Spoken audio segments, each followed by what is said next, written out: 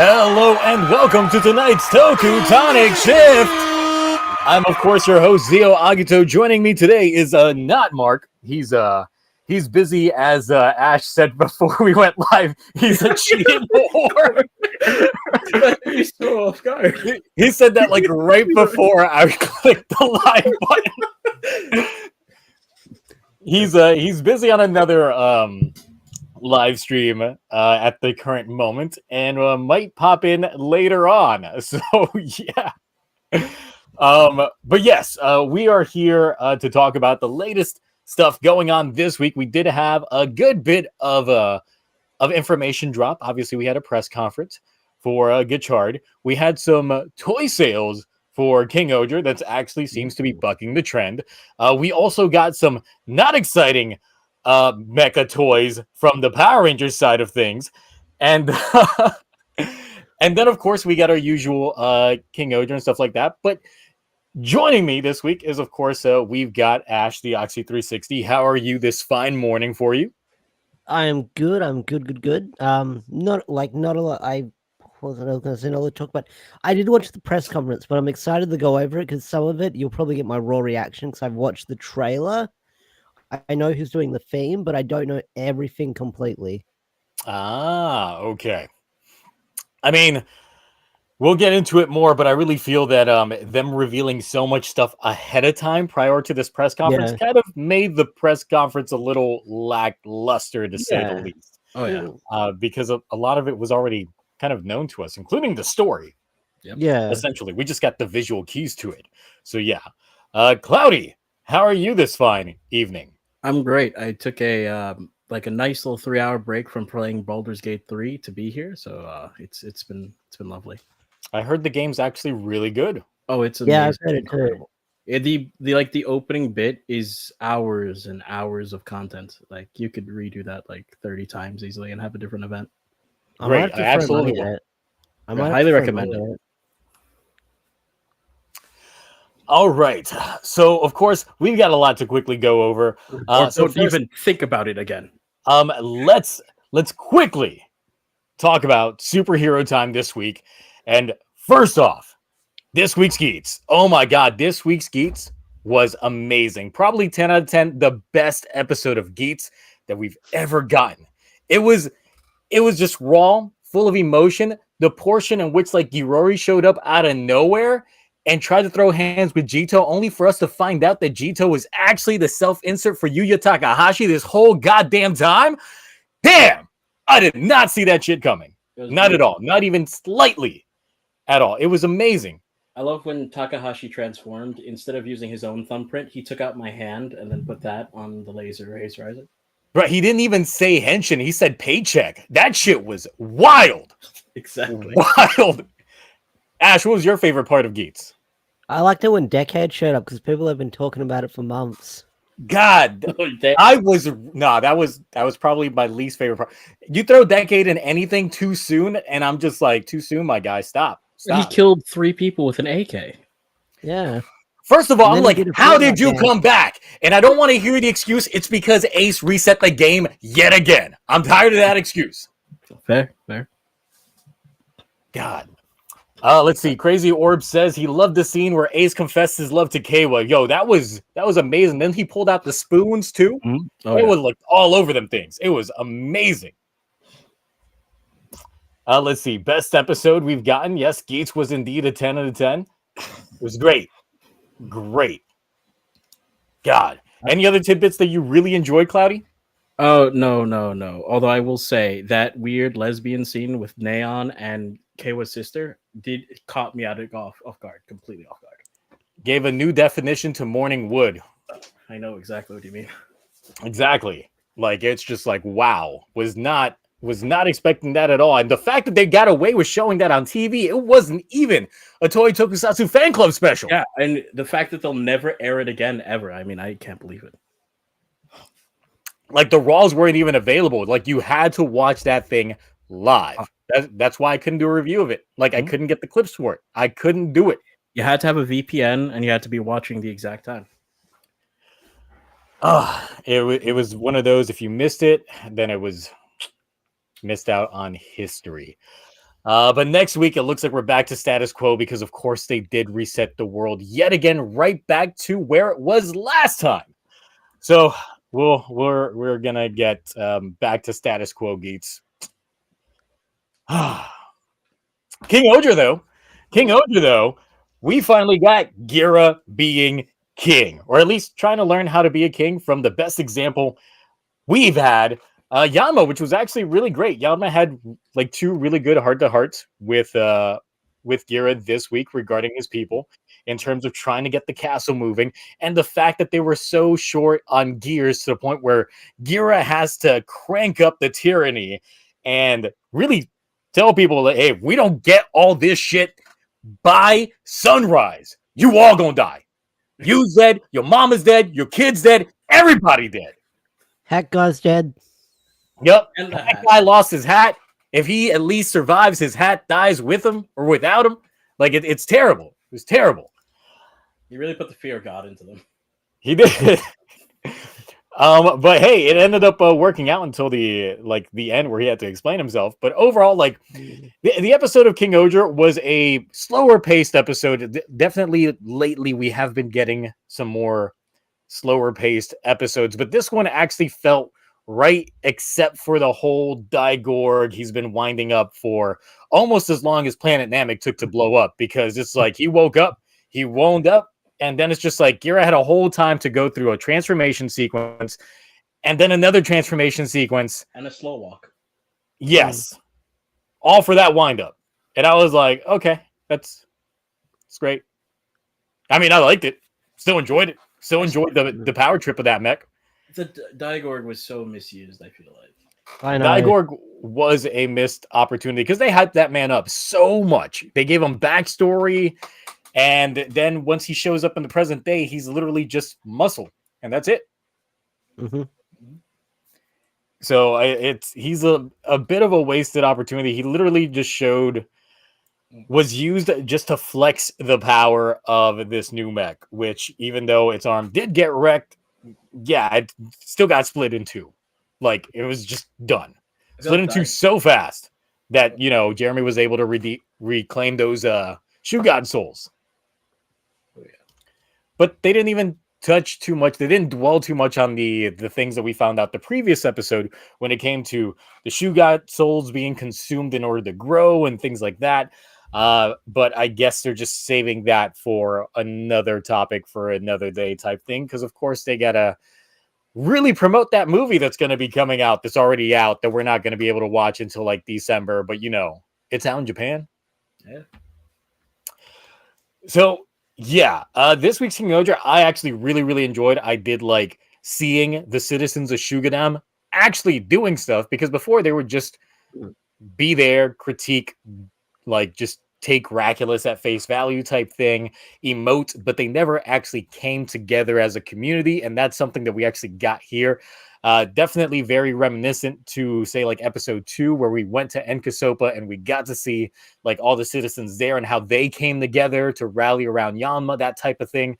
But we got some of that from like the other nations, Tofu to a lesser extent, even lesser, of course, with Gokhan, because they're prisoners. But Shugadam definitely showing that synergy, I think, was a really good touch, and that's part of the reason why I really enjoyed this episode of KingOhger. So, Ash, what'd you think about this week's KingOhger? You're not wrong about the pacing. It did feel like a really slow episode, but the thing is, the whole castle reveal, we've known about this for months. I think since maybe April. Mm-hmm. Ish, and I feel like if we didn't know about that reveal, it would have been cooler to see the castle, because we're just waiting for it to appear to get that reveal like in the later quarter. But overall, I feel like this episode's really great. Like Gira had a good moment, like how he's learning how to be a king. Yama's speech is really great, where he's like, "Don't say please and thank you. You tell them what you need to tell them and make it count. Like you need to rule over them or like give them orders," which was really great. But not only that, like the fight scene with the mech was pretty good. Pretty CGI, but I think it worked okay, and I think it looked pretty good. Like it's a pretty cool design from what we've seen so far. I mean, I feel that the reason why the mech was designed so blocky was just to make it render quicker when it comes Yeah. to the CG, because if it was a complex design, that was probably going to be a nightmare to animate, design, and all that stuff. Mhm. Because if the plan was always from the get-go to make it CG, then yeah, that was the only way they could have done it, at least within the time frame that they had to get it done. Because I feel the castle from the get-go was made to be the add-on to the Yeah. KingOhger. Yeah. So, but yeah, Cloudy, what'd you think? Really good episode overall. I like that since like majority of these characters are like confident kings, and there's no real mentor role this season. That like Yama is that mentor character for like Gira in a way. Like he's kind of like the big brother to Gira, showing him like how properly to like rule over and like how to be a king, so to speak. So I'm really enjoying that. The mech was all right. It wasn't like the coolest thing in the world, but it wasn't like it wasn't didn't look terrible. The fight was pretty cool. I like how it can regenerate, so it's pretty strong. So that's fair. But it reminded me of like if you guys have ever seen it, like Megas XLR, like kind of like that. I mean, it's been ages, Yeah, but Yeah. that's the vibes I got from seeing that mech. But overall, like very strong episode. A lot of surprisingly, there was a lot of what's his name, Jeremy, that was shown to be incredibly useful this episode for some reason. Like he was just moving gears left and right, and then obviously he shot the last gear to gear us to activate the thing. So, very solid, I would say. It does feel like though we're closing our chapter on an arc, so that's going to be exciting to see where we move on from here. it does feel like we are like truly at the halfway point, not just of course in episode count, but also narratively. They really are giving us that kind of feel to it. Now, real quick, because of course a lot of people were mentioning it. Of course, this episode did give us a character that we had only seen prior to then in the Raculous' Secret specials. The one scientist guy that was helping pretty much divulge the secrets of the castle to Raculous. Now, the thing is, this episode gave us a special technique from Himeno that was used to jolt the guy back up after being malnourished, because of course he only had like candy to feast on. R.I.P. Valdalia. But yeah, that's all that he had to go on. Now the thing is, there's two subs that I saw for KingOhger, obviously, because we know that the one that usually drops first was delayed because of their translator being in the hospital. So the first set of subs that I watched kind of implied that he was going to end up burning out after that technique was done. And then the second set of subs that I saw said, you're in for a tough week during that same moment. So there's a lot of interpretation whether or not the jolt that we see him have at the end is actually him dying. Because if you watch the Raculous' Secret, Raculous always said, once your research is complete, you're dead. That type of thing.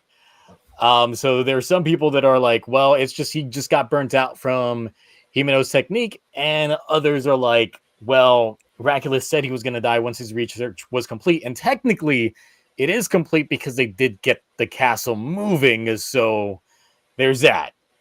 So I'm in the camp that I think he's dead. So what do you think, Ash? I haven't seen the Recula special, so that's new to me. But I'll go out and see what subs he is. I watched Anonymous subs. It'll be that one.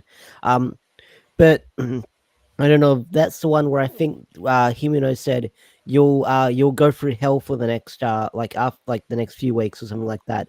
Yeah, pretty much that he's gonna burn out. Yeah, that's the first set of subs that came out. The ones that typically come out sooner before that one, the overtime subs, they're the ones that said you're in for a tough week. Yeah. So I feel like that they're not in the next episode trailer, so we don't know if they're alive or not.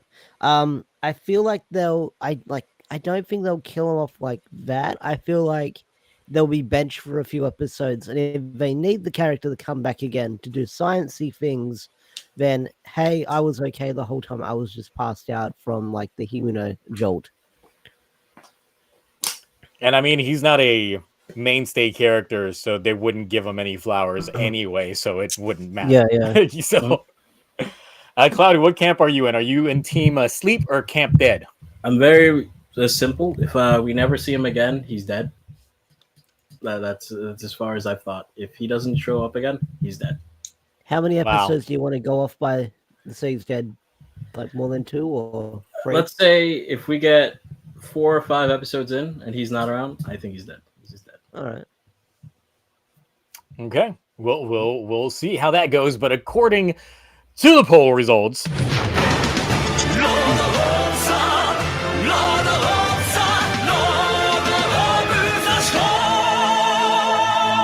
57% of people think that the scientist guy is dead. I never wanted to celebrate someone's death like that. Hey, scientist guy. Let's go. That's the camp I was in.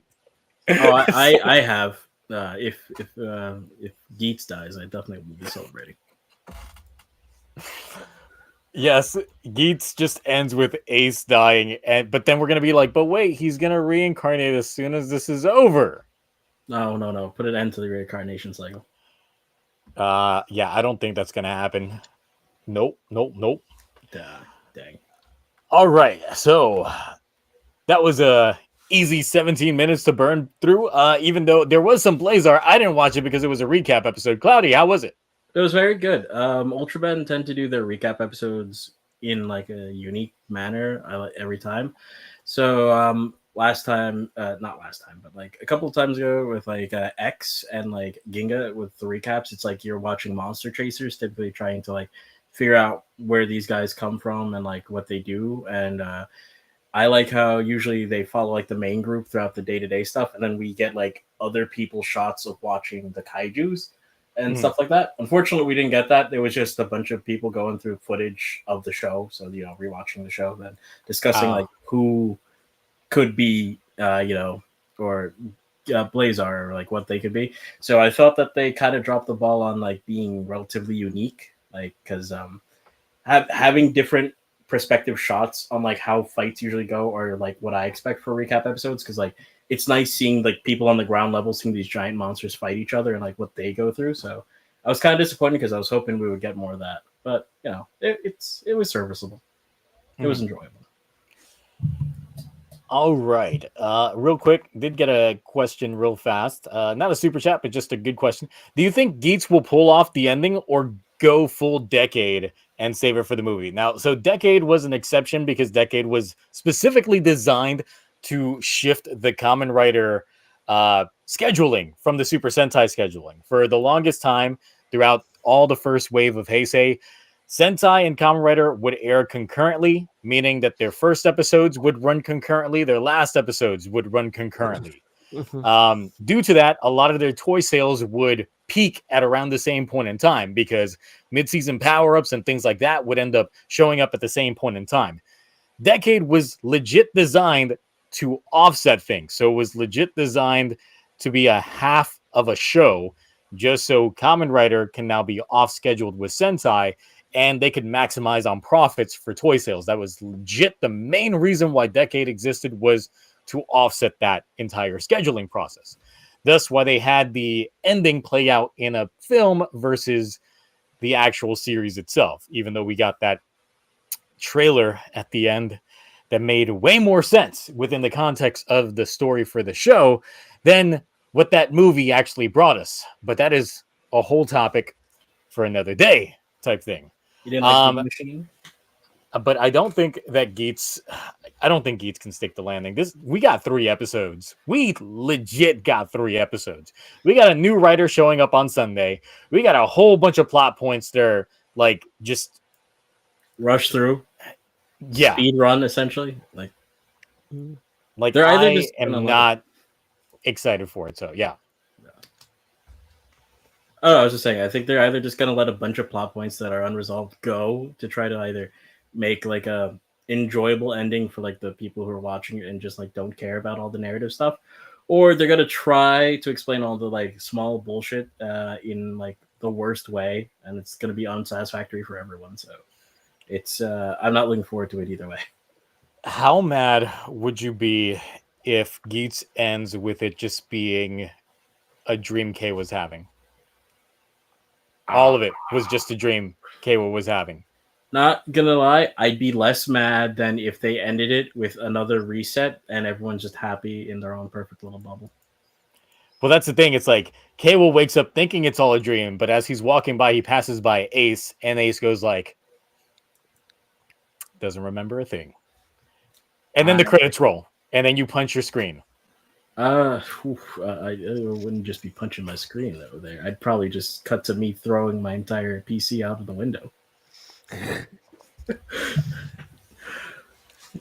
I mean, look, Revice stuck its landing with its last episode. I thought the emotions for it hit, even though it was coming off of some really bad episodes and some arcs that didn't need to be there. But I feel like the characters were there though. You know what I mean? Yeah, the characters definitely like help elevate things to a certain point. I'm still in the camp of like, you know, George did it to himself, so that's part of the reason why the Hugo arc made no fucking sense to me. Even though I still got that driver. He's a nice driver, but it's a nice suit. Yeah, it's a nice suit. But yeah, it's I don't know. I have full doubts that it's gonna end up. How many specials? How many post-series specials? You know what I think would piss me off more is not that, but saying, "See you in Outsiders episode 4." Oh my God, no, God. Because look, they already threw in George from Revice in there. They're already catching up, and it's Yuji Takahashi writing it. So I'm just like, look, if someone shows up from Geats in Outsiders episode 4, I might have to like quit the internet for like a month or something. It'll be Buffo, so they can give him an actual final form for sure. No, because they filmed that episode of Outsiders well before these episode of Geats, so they would not have a final form for Buffa there. Absolutely not. Fair. Absolutely not. Oh God. So, all right, let's move on quickly to the next topic. Once it loads, I don't know why this thing's been loading so late. Toys. Ash, what the hell is this? $70 of bullshit, I'll tell you what. That's $70? Yes. That's a ripoff right then and there, I'll tell you what. So yeah, apparently there is an Amazon exclusive bundle for the Cosmic Fury Megazord that is $72.99. $72.99. Finally there. And wow, this oh God.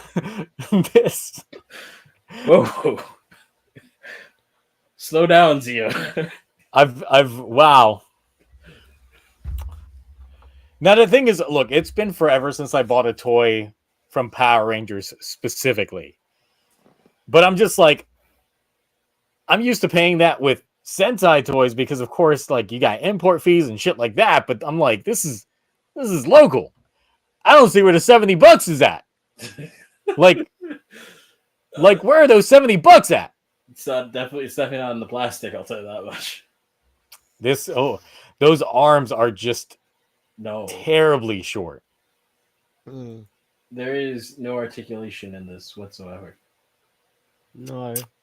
And that's what I liked about the Cosmic Fury, not Dino Fury one, because that had like articulation, if I remember correctly. Yes, it did. It had pretty good one. That and the Mosa were very good.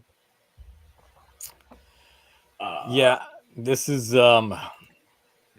that's a rip-off if I've ever seen it. I think Estee put it the best way. Remember when Zords used to be $25? Yeah. I mean, this exactly. Like, I'd buy this for $25. Yeah, it's $25. Repaint it. You know, add some extra joints, like fully modify it. If it's $70, I'm like, no, you're a paperweight. This legit looks more brickish than fucking King Caucasus Kabuto Castle, which is a mouthful to say. So yeah, where's the hype at for this thing? The hype is shitting on it. Who wants to get that? Who wants to buy that? Can you like poll chat to see? Yeah, all right, I'll poll chat. See if any of them would actually spend the money. I need to know. Don't worry, this is safe space. I will not flame you. I think they bought. You know how many people are probably going to say yes just for the sake of getting Arise. people angry? That is true. That is true. But let's see. I wish I had a picture of the Q Ranger mech. I saw it earlier, but it's just like literally like a night and day difference in terms of just the form factor of the toy in itself. That chameleon looks like a discount Bulbasaur. Even the paint job is half-assed, but I mean, going off of the Yeah. Lightning collection, that's not a surprise. So, Ooh. Wait, the swords are those? Oh, sorry. no, I'm like, there's someone, like the one person that said yes. There's one guy who said yes. Okay, Yep, there's one person in the chat that's saying yes right now. I'm gonna need an explainer. Like, I would give this away. I'm not spending $70 even to give this away. Absolutely not. This feels like one of those like promotional things that like you either go to a convention and then you get it. It's like maybe like $30 at the convention or something. I don't feel like this is something you would order online. Hold up real quick.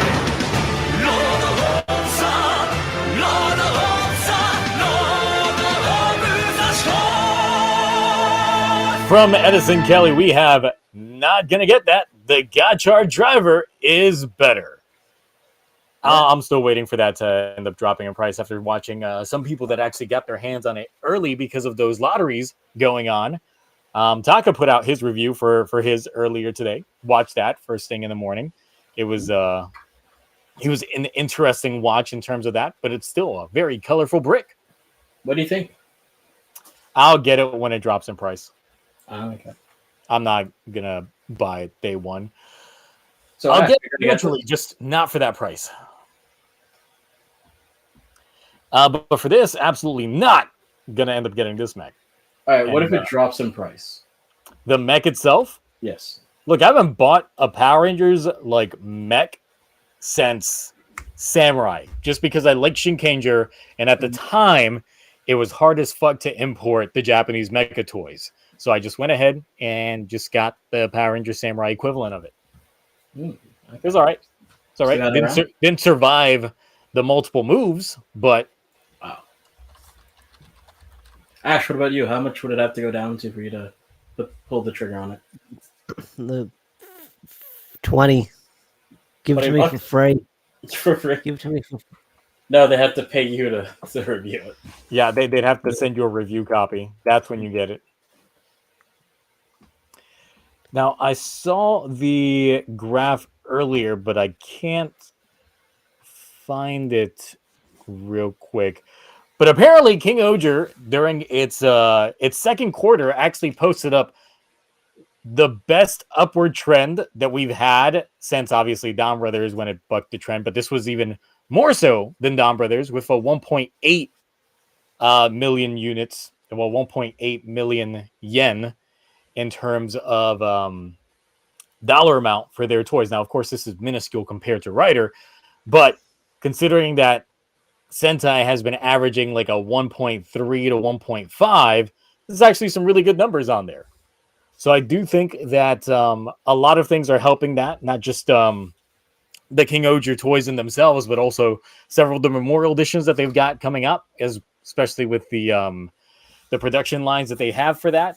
As well as possibly some of those P Bandai toys, just because, early sales for those Ohger calibers, the people that wanted to repaint with the the KingOhger Zero, and now we've got the teases of a Tarantula Night Zero in the woodworks as well. So there's a lot going on with that. But I think it's good. It's a good sign, given that Sentai has definitely been in a downward trend, but I still think the biggest thing they need is individual henshin devices for each Ranger would just print money. But that's just me. That's just me when it comes to that.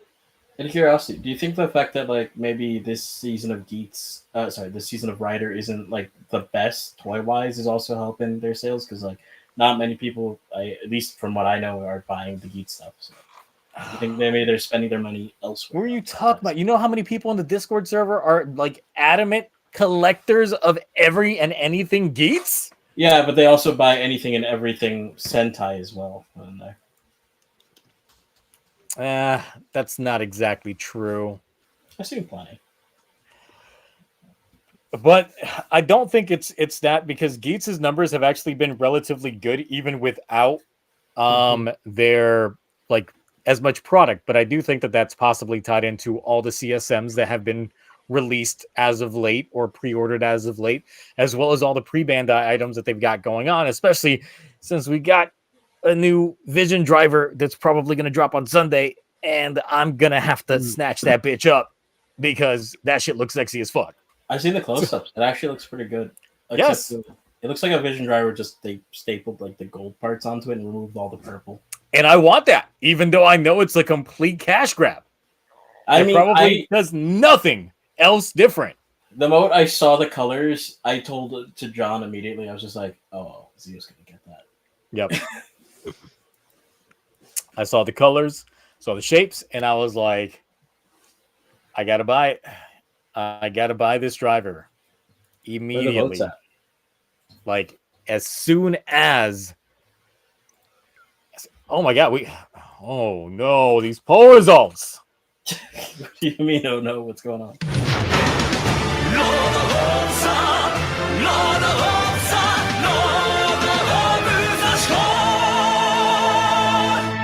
13% of voters, we had 45 votes, said that they are still buying the Cosmic Fury mech.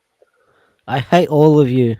Can you just put your hands up in chat, for no particular Look, if you just got $70 to throw away, me and the homies out here could just use like something in the donation fund. Listen, you can drop a 20 on the stream easy. Yeah, just something like that. Like it's if y'all got the money to burn on that kind of crap, then hey, more power to you. Wait, Graph? Why? Graph is gonna end up come TokuTonic 2023. I bet Graph is gonna be like, I heard you guys hated the Cosmic Fury mech, so I bought 7 Cosmic Fury mechs, and that's just gonna be him like this with all the Cosmic Fury mechs. He's gonna be like that guy that was like, I bought 3 PS3s, 4 PS4s, 5 PS5s. Gonna be like 7 Cosmic Fury Megazords. Waste of money? Absolutely. Yep. Like if someone does that, you instantly win TokuTonic, because I don't care how much money Mark is gonna spend or other people are gonna spend. Like, that is dedication to paperweights. That is peak dedication to paperweights. Well, that's only $700 if you want to win TokuTonic, by the way. And also, if I swear, if it starts being like who has the most Cosmic Fury mechs. Oh my God, you're just rating it by how many people have. Yes. It's just like, all right, so Graph's got 7, then Crazy Orb's gonna show up. He's gonna be like, I got 19 of them bitches. I'm gonna be like, what? And then Mark said, I was there watching the stream. Yep, I saw people on the stream, and on top of what I already have over here, I know I've got a tarp just covering my wall. Takes it down, it's all Cosmic Fury mechs. And then at that point, I'm just like, all right, I think we got it. Then someone else is going to be like, hold my drink. They're in a bathtub filled with Cosmic Fury mechs. Can't even count them. They're just in there. And then it's just like, wow, okay, all right. It's like that dude.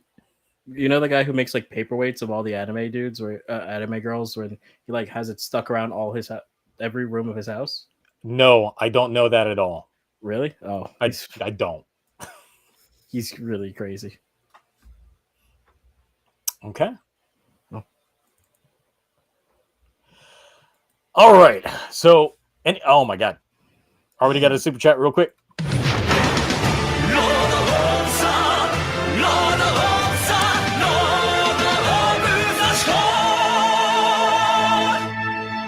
God, Graph, I'd hate to be one of your offsprings or your offspring's offsprings. What'd your grandparent leave you? A bunch of useless mess. I can't even burn them down for plastic. Can't even do that. The material's too toxic. It's just bad. So yes, just nothing but Cosmic Fury mechs. Hey, look, I bet you can go take them to a convention and get them signed.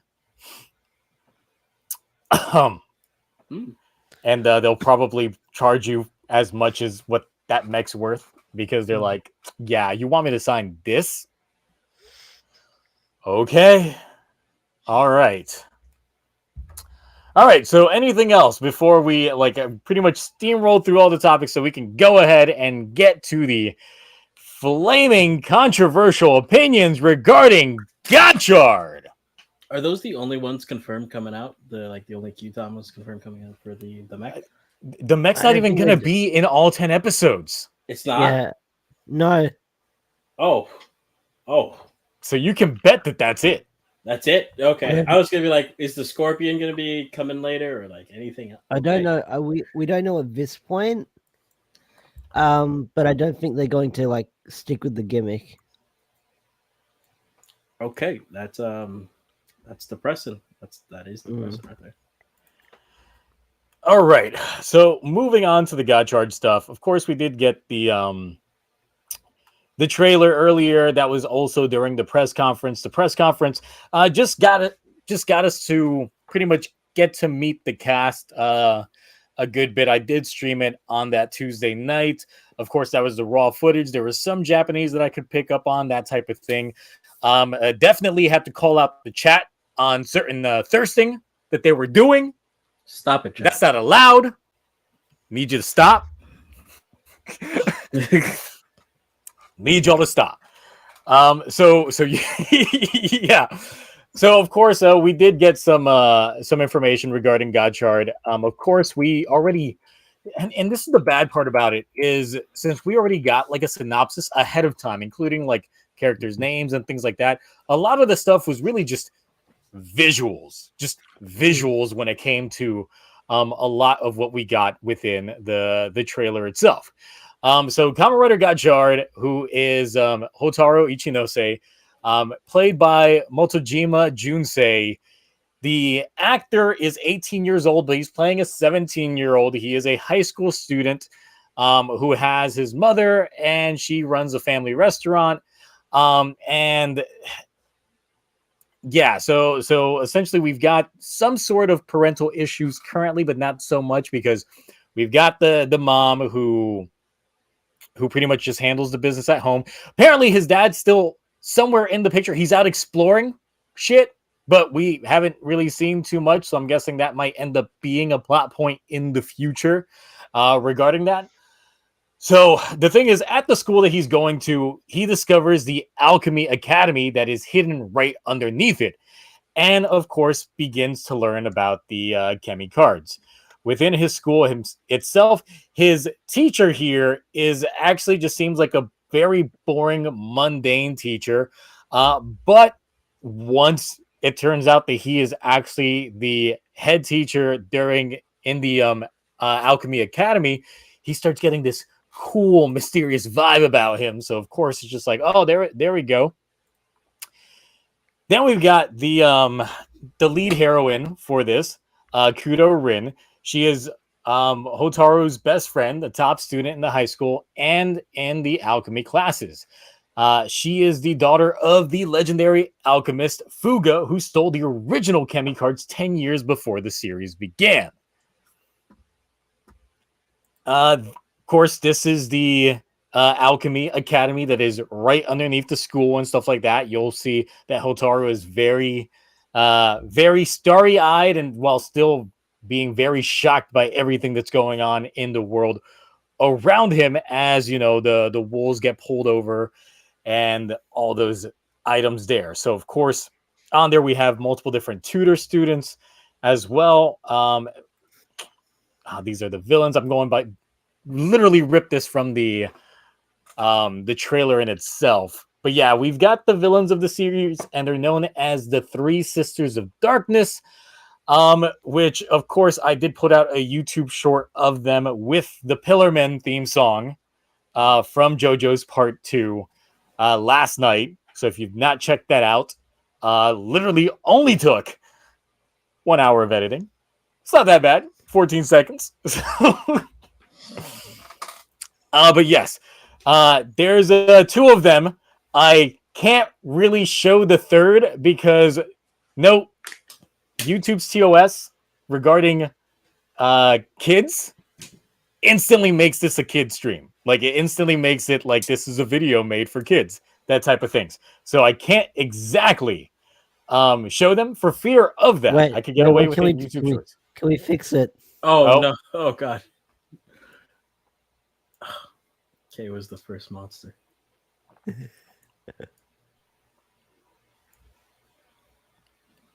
But yes, we do get a look at one of the Kemi monsters here. Obviously, this is the Mantis 1.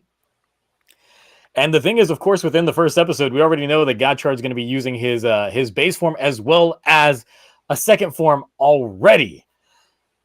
Jesus, I guess if you can't have a lot of writers, have a lot of forms. So that's definitely what they're doing. So the thing about those villains is the sisters are powerful alchemists who seek the Kemi cards for their own agenda. We don't know what their agenda specifically is. But we do end up seeing a little bit more of Hotaru just out there being a schoolboy with his very menacingly very strong super alpha, and I can't even fake that stuff. It just completely just out here just transforming with, obviously, I think a lot of people said it's the most basic henshin pose they had seen in a while. It's definitely one of the more simpler henshin poses I've seen in a good bit. Probably the simplest of Reiwa, yeah, bar none. It definitely seems a little bit very Full Metal Alchemist. Of course, if you've seen Brotherhood, they do the whole hands out thing, and they're definitely doing the allusions to all that. Of course, on there as well, we get Spanner Kudagon, who is a graduate student of Alchemy Academy. He's that guy that graduates high school, but for some reason, he just can't leave high school behind. It was probably his best years. So he stays there, and he's got the power to transform it into Valverade. Now, Valverade is not a common writer. Need to reiterate that. He is not a common writer. His writer device, he created himself. So it's not exactly the same thing as the Gotchard driver for the transformation. So Valverade is not considered a writer at this moment, nor is he technically a villain, so to speak. It seems like he's more playing the rival / anti-hero style approach. Like, since he is the senior, he probably feels that he knows more than Hotaru when it comes to dealing with the Kemi monsters. Of course, the very hypest thing that came out of this press conference, and I think everyone would probably agree, is who is making the theme song, which is actually Back On, who did do recently in Geats, Chair, known as well for making the intros for Gundam Build Fighters, as well as several other anime openings. So really hot band, really good fucking music, and probably has a lot of people hyped up regarding that. The thing is, I don't want to get too hyped. Remember when we were hyped about who was singing the Geats opening? The Gaim folks. Yeah, we were like, oh man, the Gaim folks are doing this. This is gonna be hype. Trust ass later. It's all right. It's all right. It's a song. Then you hear the full version and you're like, stop that. Stop while you're ahead when it comes to that aspect. So yeah, they do this little scene where Spanner runs past Rin, and they just do this little like destiny gleam type thing, and I'm just like, they're related. It's like you wouldn't throw this into the trailer if you're not like, nah. There's definitely something going on here when it comes to these two that has not been particularly named, but is definitely there regarding this in the trailer. What those folks in the background? I don't know. It's stuff. Oh yeah. Of course we saw the motorcycle. Play some bets. How many episodes do you think we're gonna see this motorcycle? At least 5. 5. Jesus Christ! Nah, yeah, I think you're being too fucking Generous. creditful Jesus here. Christ. Yeah. Hold on. I was gonna say like 3, maybe 3 tops. I'm guessing intro and 1 episode. Everything else is going to be CG. Oh, you mean like the physical bike itself? Yes, the physical bike itself. Ooh, oh god, that may change things. Because for Geats, like, how many times have we seen that bike physically? I think like 4 times. Only 4 times. Like, even for the music video, they had to give the bike CG in a tycoon, so Yeah. they couldn't even do it. You know what? I'm gonna be hopeful. I will say 9 times. 7 times. God, you guys are great. Wait, 7 times physically? Yes. Like, not CG. Is it because 9 is on the screen twice? No. You sure? Positive. Geats ride his bikes like a few times. Yeah, a few times. That's like 3, 4 times. It's not a lot. A few times it's shown up as just CG for him to throw it on an enemy. No, yeah. The only times he's physically ridden the bike were the first episode, once in the second episode. I remember there was one with the Lopo like episodes he actually rode the bike on. There was one more, I think. Yeah, that quarry fighter with Lopo, that's what I remember as well. Yeah, and then I feel like he rode the bike in like one of the like episodes after Kawa got killed. I forgot the first time. Legit really high numbers when it comes to all this. I'm just saying the higher number, so less likelihood of being right. So yeah, I don't think that bike's going to be showing up a lot. So yeah, regarding what we got from Gotchard, like I said before, this is very odd because I feel like in my so many years of keeping up with Writer, keeping up with like scans and press conferences and things like that, we've never really gotten a show where we've known so much ahead of the press conference, because like from these cards to even the plot synopsis that was there was already like the plot synopsis that I read, I think like 2 weeks ago. All that before we even got the actors. It's crazy. And I feel that just going into the press conference in itself, we already knew a lot. So all they really could give us is more on who those characters are, how like the actors are portraying them, how they went through their audition process, when did they find out they got the role, things like that is really what we got out of the press conference. It's really nothing too meaty when it comes to those dynamics. They did manage to open up some booster packs from the Phase Zero collection, which I didn't know until we actually watched it on stream. That was only 3 cards on there. But yeah, this is actually one of the youngest casts that we've had for Writer in a while, which is a large change in dynamic from usual, but it's also a big counter to Sentai, because for the first time in a while, our Sentai cast actually skews older than the Writer cast, which typically doesn't happen. Usually they're either neck and neck, or Writer skews older versus Sentai. But here, Hotaro's actor is technically 17, but the actor playing him is 18. Rin's actress is 15, but she's also playing a 17-year-old. Then, of course, we've got the villains of the group, where 2 of them are, in their 20s, but then the leader of the bunch, who is the oldest, is played by a 9-year-old girl. That's why I said 9. Yeah. Oh, that's... I was waiting for you to figure that out. Yeah, so there's a lot in terms of like just the average age just being just dramatically younger than what we've gotten in a Kamen Rider thus far. Like it's a little crazy when it comes to that. So this first impressions from what you saw from the trailers, what you got a vibe for the actors, I really feel like Ichinose in terms of what I got from him. I'm not a big fan. It seems like he's like deer in the headlights look almost every single shot. And also he looks like he's about to cry in every frame, especially while he's about to talk, even if he's talking with like a smile as you would have gotten if you watched that Geats movie footage of him talking. It still sounds like he's crying through a smile. Like it's just a weird tone that he has to him.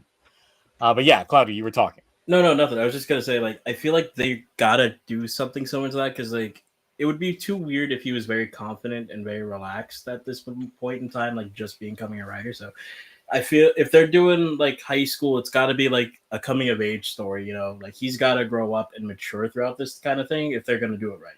At least I feel like that's how they have to do it. So I'm expecting very immature towards the beginning, and I'm hoping more serious things happen that puts him in a situation where he has to, like, you know, actually man up, and that we'll see less and less of like the kid, you know, the kid side of him, because it kind of happened with Aruto a little bit in 01 because he stopped making too many jokes towards like the middle and late half of the.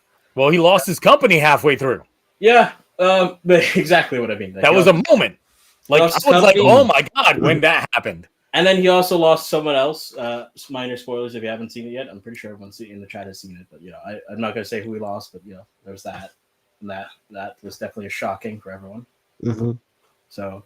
I don't mind that he's gonna act a bit childish because I'm expecting this to be something he's gonna grow out of as a character. I hope. Also, so like the Three Sisters of Darkness, that's like clearly a reference to Three Fates, right? Or something like that. I don't know. When it comes to the alchemy stuff, like my knowledge base is really like Full Metal Alchemist because I don't do too much when it comes to pseudoscience or anything like that. Okay.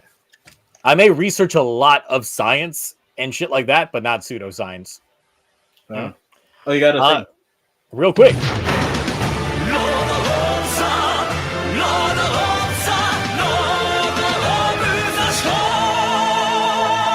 Real quick, we got Gene Ukyo with Kawa licking his comment out here for $2, saying he sounds like Deno, meek and unsure of himself. Definitely the vibes that I got as well, especially since initial vibes of Geats, especially when it comes to Ace, was a Kabuto-esque style vibe. So it kind of feels like history somewhat repeating itself, except Kabuto was actually good versus Geats not being good. But, you know, there's a difference there. I mean, Deno was pretty good. I mean, it was a good season. Yeah, it just overstayed its welcome. That's the thing. It's like I don't hate Deno. I just think it overstayed its welcome.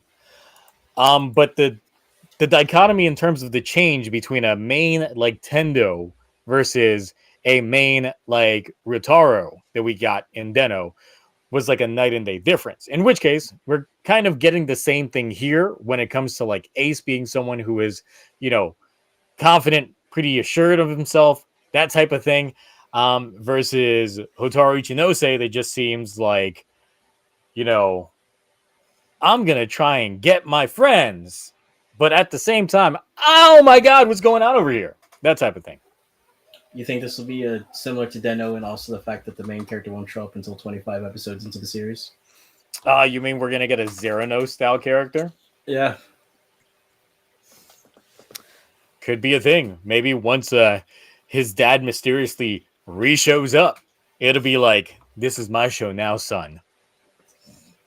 Oh, I think Deno also had like a child, so to speak, in recast but that's because like one of the main actresses got sick, I think, right? Yes, that's because Hina's actress got injured on set. There was some studio fuckery going on, saying, well, you got to come back to work or else, you know, we're just going to recast the role. And she's like, but I'm injured. And they're like, you got to come back to work or else we're just going to recast the role. What are you going to do? Replace me with a little girl? Yeah. 2 episodes later, recasted with a little girl. Yeah. So that was, but that's the thing. That's a consequence of circumstance versus, you know, starting from the outset with this type of casting. Oh yeah, I don't know how that's gonna work too, because if Japan's like work a jump to the sky turns to a rider kick. Been working on Gotchard, but Like most children in Japan, they can't work longer than, if I'm correct, 8 hours a week or something like that. It's ridiculously low. So Well, it's the same thing in the U.S. as well. Child actors can't work up to a certain amount. Mm. yeah, I think it's like the times in US. I think like for Japan though, it's like a certain amount of hours they cannot exceed, which also means like the main heroine, like how often is she going to be in the show? Because technically she's only 15. She doesn't qualify into that higher tier of adult actor. Well, that would also put her into the category of like Beroba's actress, because of course Beroba's actress was also 15, just turned 16 while in the middle of the set. But I think that we got a ton of Beroba in comparison, so I don't think that that's outside of the realm of possibility of her being a regular cast member. I don't think so either. I'm just curious, like, especially since she seems to be a central figure in the story, since you know her dad plays a pivotal role in the background of the lore going on within the story itself. Right. Real quick before Ash, I get your thoughts. Crazy Orb says, do y'all think Valvered will get a proper writer's suit if his current form is confirmed? It's confirmed that it isn't a writer. The official website lists it as such. However, it's Reiwa. It's everything past Heisei 2. He's like, there's a 95% chance he's going to become a common writer. 95% chance. Like, I can't see him not becoming one, given the state of affairs and just the fact that toys that have common writer in the name just happen to sell better than, say, villain toys that aren't common writer. So, and I mean, even though his suit looks good, it does look very Monster of the Weekish type suit. So I don't think it's built to last. But then again, Gotchard suit doesn't look built to last either, with that heavy chrome paint job when it comes to things. Let me see real quick again.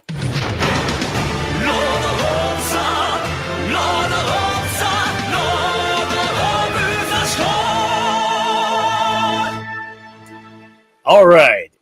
Kamen Rider Cosmic Killer for $2 says, excluding the child, the villains are hot. I can't agree, especially when I found out that one of them was actually in Amazon's. Because at first I couldn't recognize, because of course she had that hair pulled back. So when I looked up the casting, I was like, oh wait, that's her? Oh, I'm definitely drinking. I was all ready for the other chick, because I was like, she's got that mixed look to her, which is my kind of thing. Then I looked her up and I was like, she is mixed. Knew it. So you think maybe one of them will show up as hot substitute teacher? Oh, man. Now I want to watch the show. Jesus Christ, that's all it took? That's all it took. Now I'm in. And for that, I am in. I am now invested now. No. Thank you, Cloudy. I now am hyped for Gotchard. No. My hype just went up. My hype just went up from not caring to, oh my God, substitute teacher episode. I'm in pain. Oh my God, I am looking forward to that. That's predictions. Put that on the bingo card, guys. All right, guys, Ash, don't. It's a joke. Keep thinking about Substitute Teacher Day. Ash, what did you think about the details? For, yeah, it's definitely interesting so far. Like, oh, wait, it was what? Oh, sorry. Definitely... I was like, oh man, I almost timed it right. It's really interesting so far. Like, I mean, it's like Cloudy said, it's going to be a coming of age story, definitely for the main character, as he's going to be thrown into the situation because he wants to do the whole I want to be friends with everyone. And I feel like he's going to have that situation where he probably can't befriend all of the rider cards because some of them are bad, but then there's going to be those rider cards that are probably most likely evil. But I feel like from what we've seen so far, it looked okay. The henshin pose, like you guys said, is a little bit lacking, but I feel like that's just how they filmed it because they did it in slow motion because he did the whole transmutation signs. But doing the wide shot, I feel like was kind of I feel like there should have been like a close and zoom shot of it, or done something like that. But I feel like once we get later episodes, they'll start doing like the fast paced henshins and stuff like that. The thing is, it's like when it comes to the fast paced henshin, since it's cards, we'll get a decade situation where if you didn't notice in several shots, you see him literally just throw his cards on the ground and miss his driver completely because he was just trying to get the shot in quick. But if you see, if you paid attention, you would see he literally just threw the card on the ground, and that was it. On that note, those cards are made out of cardboard and not plastic for Gotchard. So they're definitely expecting you to buy multiple of these and have definitely duplicates, triplicates, and all that good stuff. So yeah. Oh, I just realized he's like, he's got like a similar premise to the last like high school writer in the sense, want to make friends with all the people, Gentaro and all that stuff. But they are like very different in tone. Like, Gentaro was like the confident, didn't give an F about anything kind of guy. He was the delinquent style. Yeah. And he was a delinquent in the like an ironic sense too, because he wasn't even a bad kid. He was just like, I think he just rocked the style because he liked it or something like that. Yeah. It was hilarious. But versus this guy who's just like the exact opposite of Gentaro, so to speak. You know what that makes me like want just like a quick alternate history is if Yanma's actor was the main writer of his own season, playing as like a Yanma style character. Hey, the colors work. The colors work. Yeah. I'd be like, hey, that would be my dude out here just killing it. Especially since he knows like he looks like he can bench like an elephant. Like that kid it works out. No, I haven't seen fucking the dude who plays Yama's ripped. I haven't seen Forze. Is there a chance do you think that he'll show up in this season, or is not likely? Not likely. Only because it's possible. Only because the thing is, so they did have a 10-year special after Forze was over, in which Gentaro did become a teacher. Right. Thing. So the thing is, it's like there's definitely the possibility in which he could end up showing up.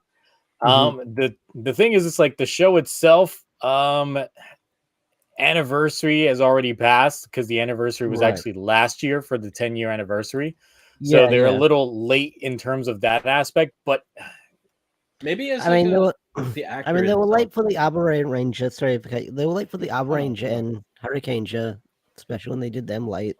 True, they were. But the thing is like I do feel that it could work. This is probably the perfect matchup for them to have going.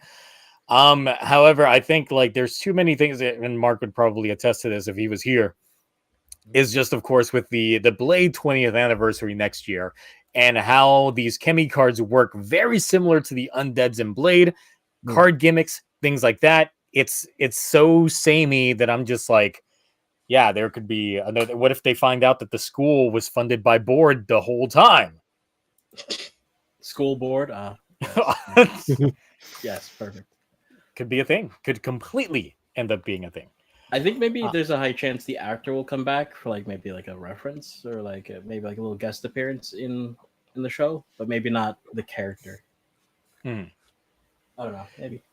I mean, they could bring back Gentaro as just literally being a teacher in the school the whole time, but then he'll just throw in a line in passing type deal.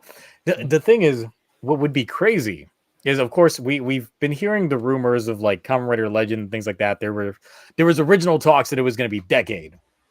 Then it's just like it's the son of Decade, and I'm like, how the fuck? But then I'm just like, what if it's Gentaro? Because so if in case you didn't know, the premise of Forze originally was that he was going to befriend all of the previous Kamen Riders. That was the initial motif for Forze.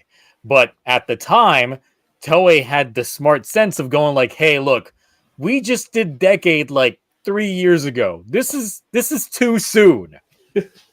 So we're not going to do that. So the only thing that we ended up getting was just that teaser in the end of episode 1 where they showed like Ichigo and a couple of other writers like fighting in corridors and shit. But we didn't actually get that full extent. But that was the initial plan for Forze, was that he was going to go and travel and befriend each common writer. But that didn't happen. But if he comes back as Legend, that chance is there. Maybe. So we're liking the fact there's only one writer so far? Yes. Yes, but of course, seeing the pseudo writer, everybody's like, he gonna be that guy. Oh, wait, we got another one.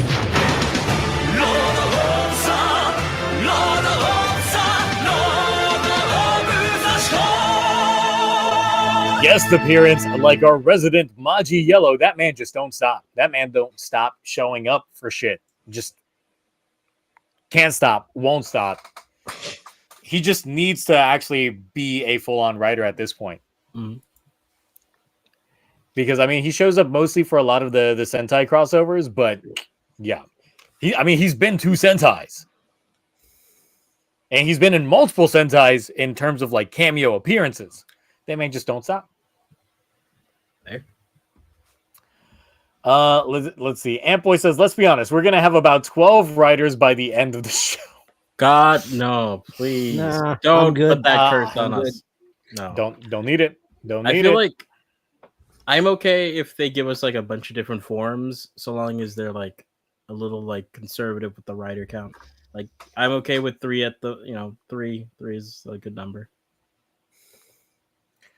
Yeah, I do feel that 3 is the magic number when it comes to Kamen Rider, because the balancing act of trying to juggle this entire cast is always a lot. And the thing is, if you were to go by the rule of Reiwa nowadays, we saw, of course, within his class, we saw Rin, we saw the 2 other students that are in the alchemy class. Of course, we got Spanner as well. And then we get the 3 Sisters of Darkness. By the rule of Reiwa, technically every single one of them will probably end up becoming a writer by the end of the season. I'm burning every single one. Every If single that one. happens. Every card I get, I'll burn if that happens. Even the red legendaries. Because I'm just like, okay, like, even though they said that Rin's not going to be a writer in the rumors, that's up to current production. Up to current production, they're probably only filmed like 3-4 episodes up until now. But then the fact that her dad was a legendary alchemist that, stole the original 10 alchemy cards, I'm like, okay, now she's going to end up getting something, even if they end up pulling like a wizard or a ZO where she ends up becoming a writer literally at the end of the season. But then it turns out she's the most OP of all the writers up until that point type thing. Then, yeah, it might end up going that way. Another Tsukuyomi situation? Oh, yes. God. No. So that's the route that I think that they're taking, because the show also does scream a lot of wizard vibes from it as well, especially with the rings that they're using. Yeah. And the thing is, it's like, it's technically Wizard's 10th anniversary right now. So that's another possible scenario when it comes to crossover match. Yeah. Magic and alchemy, that does work as well. Especially since, if you know anything about Full Metal Alchemist or anything regarding alchemy, the entire thing was the Philosopher's Stone, and that was a big concept of Wizard. Yep. So how can you do alchemy and not have something tied into the Philosopher's Stone? So I think that might be a thing, though I do think that Wizard's actor might have gotten too big in terms of the acting scene. Because he has been appearing a lot more frequently in a lot of J-dramas over the course of the last years, to the point that they didn't even get him back for ZO. They ended up getting Beast instead. Oh, right. So I don't know. Maybe it's in the cards, but it all depends on scheduling. So we'll see. Maybe it'll just be the voice and we'll get the suit. Oh, no. Not... Remember what they did with Gaim, like in the X8 movie? No, I don't watch a lot of the crossover films because I don't think the crossover films carry a lot of stock. Okay. Well, they couldn't get the actor back for the role. Like this is several times it happened in those like that little era. So every time Guy was on screen, he was just voiced by by his actor. He was never like the actor could never actually show up for the shoot. Now that sounds awful. It was. It definitely was. Let's see. Build, cross forest, cross wizard, cross blade. So the thing is, I don't know if I'm the only one that's feeling this sentiment, but I feel that Writer has gone too much with the dual combinations as of late. Like it's become like there's too many writers that just use a dual combination for their forms now, for their basis. And I'm honestly just a little bored of it. Like it was cool when it was introduced with double, but one thing that was that I remember back when they were first advertising double, and it was something that they ended up using for Gotchard, was that at the time when double was initially announced, they said, this is a writer because it uses two gimmicks and can combine the multiple gimmicks. He's going to have the most forms out the gate than any other writer. We're like, oh my God, so many forms. That's going to be amazing. And now we're at the point where So many forms. Go, my it's God, it's literally like so many forms. What suit are you going to sacrifice for one episode? Like it's getting ridiculous. And that's the thing with Gotchard. They legit said that he's going to have so many possible combinations, so many possible forms that he may have the most forms out of any other writer. And I'm like, but that was also a thing with Geats previously. And that was also a thing technically with Revice because it was transforming into other writer gimmicks. And 0-1 essentially with all the different progress keys. ZO obviously with all the armaments that we ended up getting. Build with all the best matches. I'm just like, it's too much. Doing the combination of two or more gimmicks is just starting to get a little bit out of hand. And I miss the classic days of proper earned form changes that weren't just like, yeah, I just got a new gimmick, going to combine it. That's it. It doesn't seem like a gradual progression. It's that. And it's part of the reason why I get a little bit underwhelmed by what we're seeing when it comes to Gotchard. Is just like we've been writing this train essentially since double, because after double they were like, well, since O's uses a combination of 3 metals, so many forms, and we were like, what, really? It was like we were going from Super Nintendo to N64. We're like, oh my God, these forms. But then it gets to a point where it starts becoming diminishing returns, because with Forza they were like, well, we're not going to do so many forms, but he will have 4 different armaments. Okay, that's kind of cool. And then we got to Wizard, and he was like, got 5 rings. Okay. And then we got to Gaim, and they were like, yeah, we don't care about numbers anymore. Here's fruit salad. So yeah. It kind of died down in the later half of Heisei 2, only to pick back up at the end. But now we're at the point where we're back at that phase again, where everything's about, we got to get all these new forms. If we're not going to have a lot of writers, then we're going to have a lot of forms. So, Ash, how do you feel about like Gotchard having so many forms out the gate? I don't know. We'll see how many forms he does get out the gate, but like I haven't seen a lot of writer series, but I have noticed like freaking Saber and Revice had 1 stamp. I think 2 came later, if I remember correctly. And then you've got Geats like the double power up. We'll see how many forms he gets, because I feel like it's going to be, what form is he going to use this week? What's the sale pitch, sell the card for this week? So we'll see. It depends how tiring it gets, like, because I get the feeling that he'll have all these different forms, I feel like if he's going to get over all these different forms, I'm hoping it's not overused too much, and I don't get burnt out on all these different new forms. But in episode 1, he's already using 2 forms. Oh, shit, yeah. They've already confirmed like that other form that you see on the box of the DX toy, using that shit episode 1 already. Oh, okay. Dang. So yeah, because of that, I'm just like, oh man, if it literally starts becoming one of those of like, toys come first, buy this merch, all this stuff. It's like, look, I'm already there with the cards. I know almost everybody in the chat is probably there for the cards. Ash, you already invested in some cards. Yeah, I did. I know Mark's already got a set of cards and the driver. He already got the driver like Nice. on its way type thing. Because he was on VC earlier on Discord and mentioned that, and I'm just like, okay. And Cloudy, are you buying the cards? Definitely. See, so there. Like a lot of us are in it for the cards, which are in the just regular ass cardboard. They're not even plastic. But yeah, there's definitely a lot of money to be made in selling cards versus actual proper gimmicks in a sense, because they're cheaper to produce. It's literally card stock. Which means why can't you just print your own? Well, you could, maybe. Guess I could. I guess I could make my own custom. It's not like I haven't done that before for bits and videos that I still have lying around. Like, do we still have the? Yeah, there he is. There he is. There it is. R.I.P. Galaxy Blade Decade card. Can't wait for you to auction that. I wonder how much it'll go for. I don't know. Would anyone actually be interested in getting this card? Yes.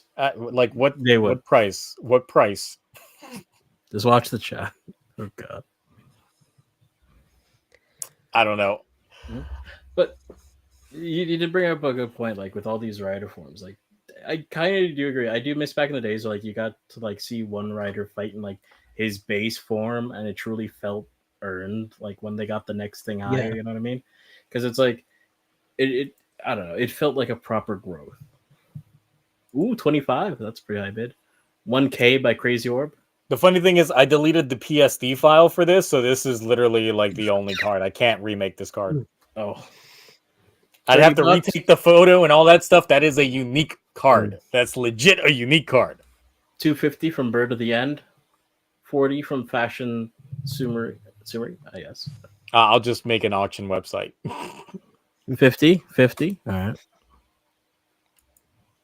Get the one and only Galaxy Blade card. Mm-hmm. It's one of a kind. Yeah.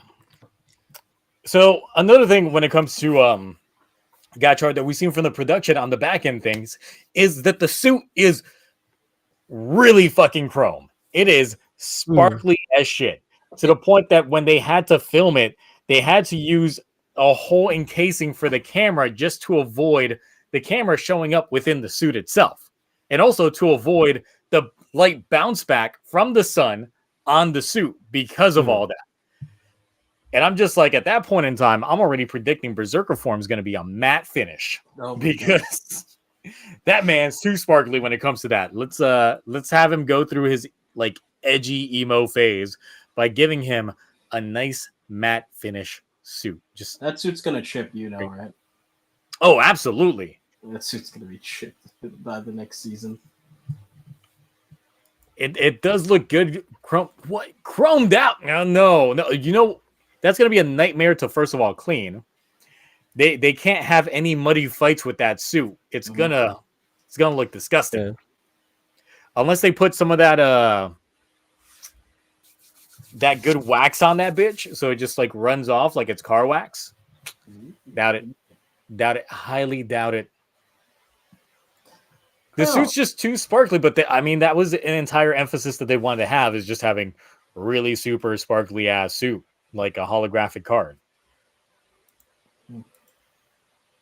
I can't wait for Gotchard to show up in crossover films in the future, and they're like, yeah, we can't use that suit, so they CG in the sparkles.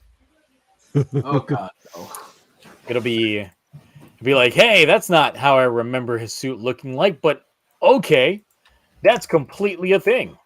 To be honest, I do like his base, and I hope we don't. It's not like a oddity to actually see him fighting it. You know what I mean?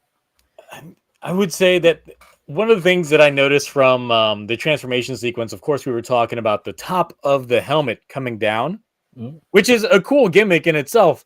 But during the transformation, it all seems to be CG. I wish that they did something similar to Kamen Rider Kamen Rider Mach from Drive, where the front of his helmet was actually adjustable. He could actually take it off like a helmet type deal. Yeah, back when he overheated.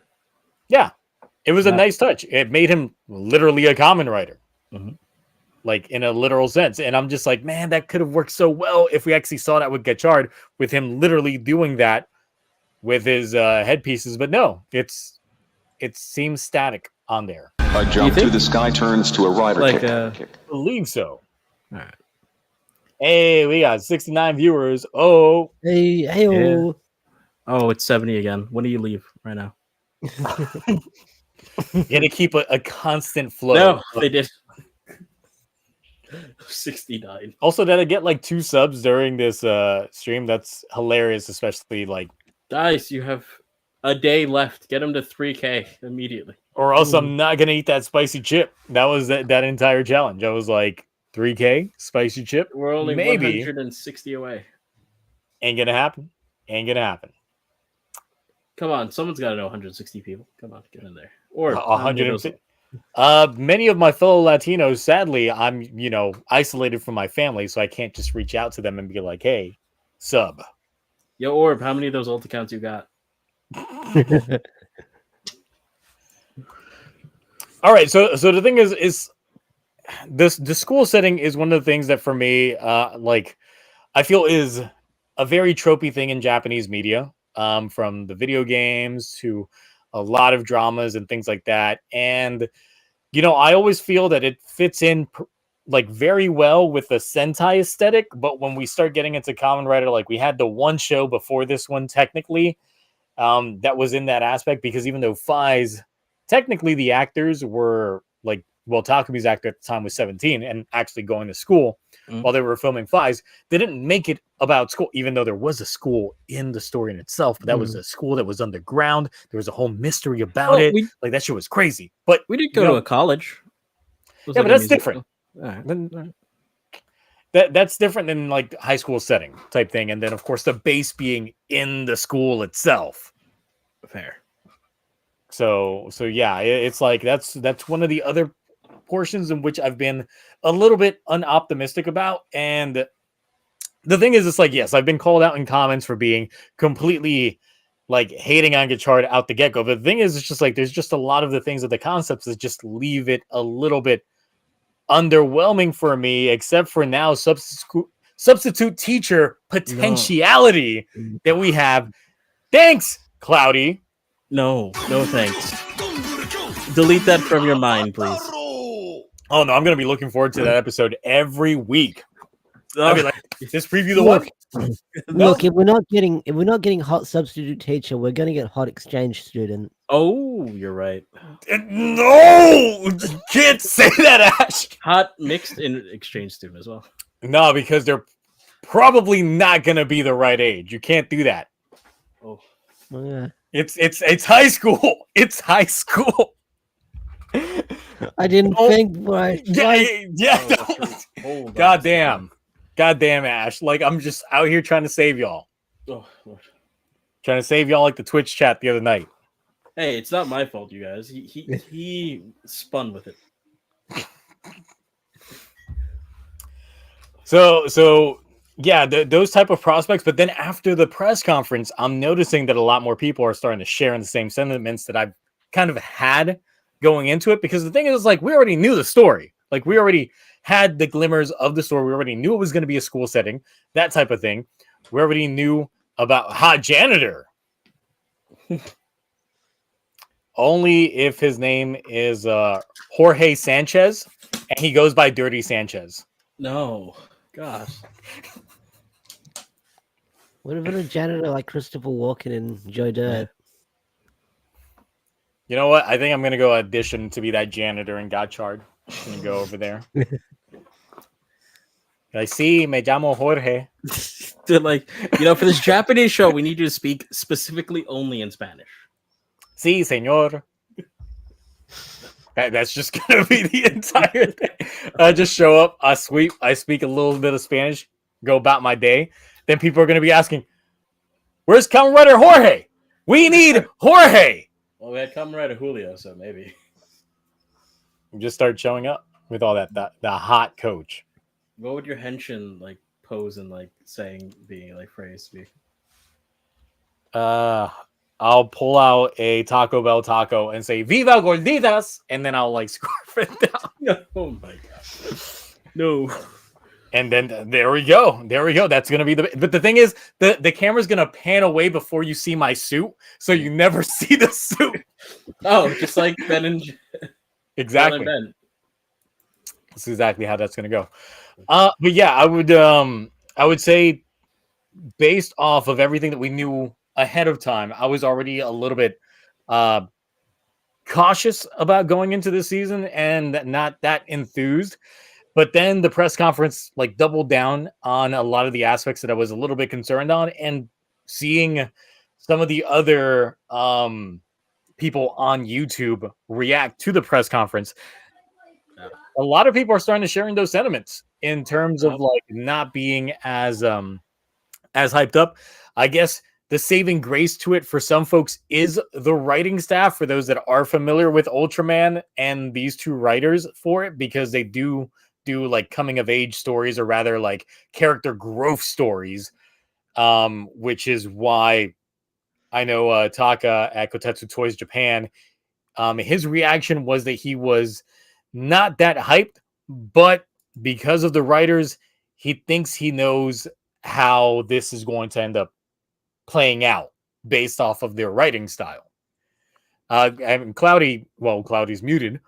But Ash, how would you feel about this just literally just becoming a character-driven story on Hotaru Ichinose, going from, schoolboy to gaining that maturity throughout the story arc? I wouldn't mind it. Like, he like learns from like his like school adventures while being a writer.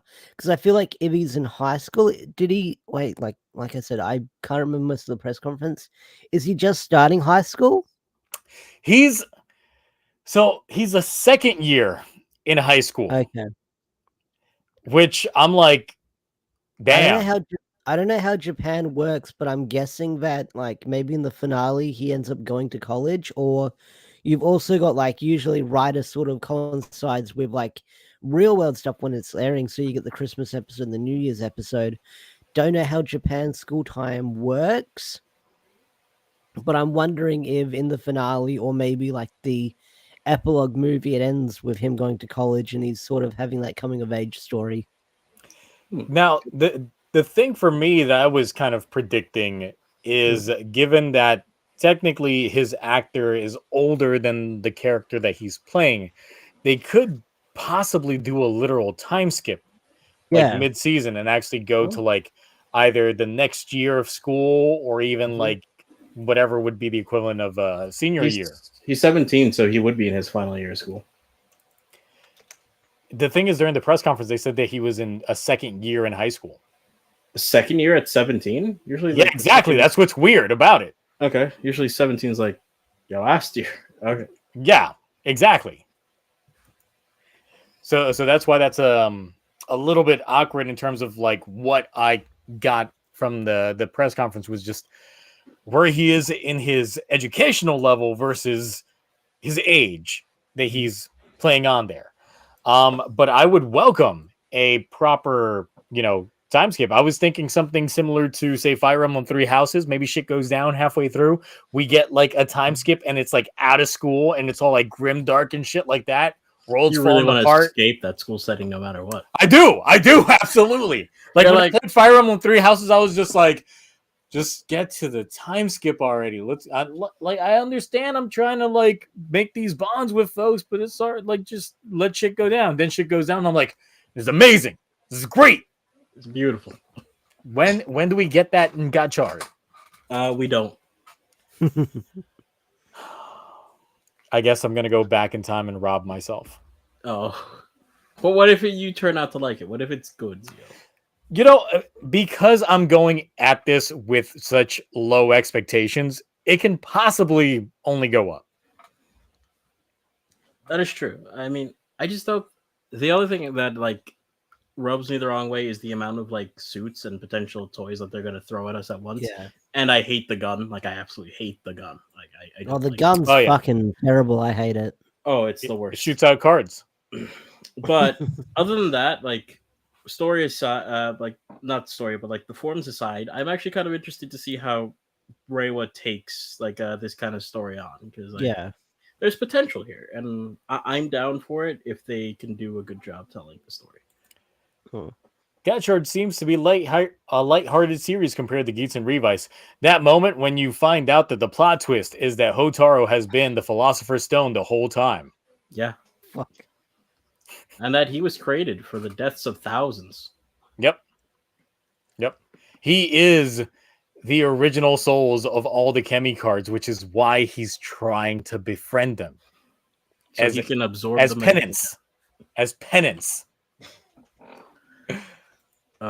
You say we're saying this, but watch us be completely right when it comes to like the guessing game. It's like you mean Hotaru was the Philosopher's Stone the entire time? I'm not saying all writer shows are like exactly the way they paint themselves to be, like when you see them or when they release on press day, but a lot of them, like the more lighthearted shows, do have that darker element to them at times. Oh yeah.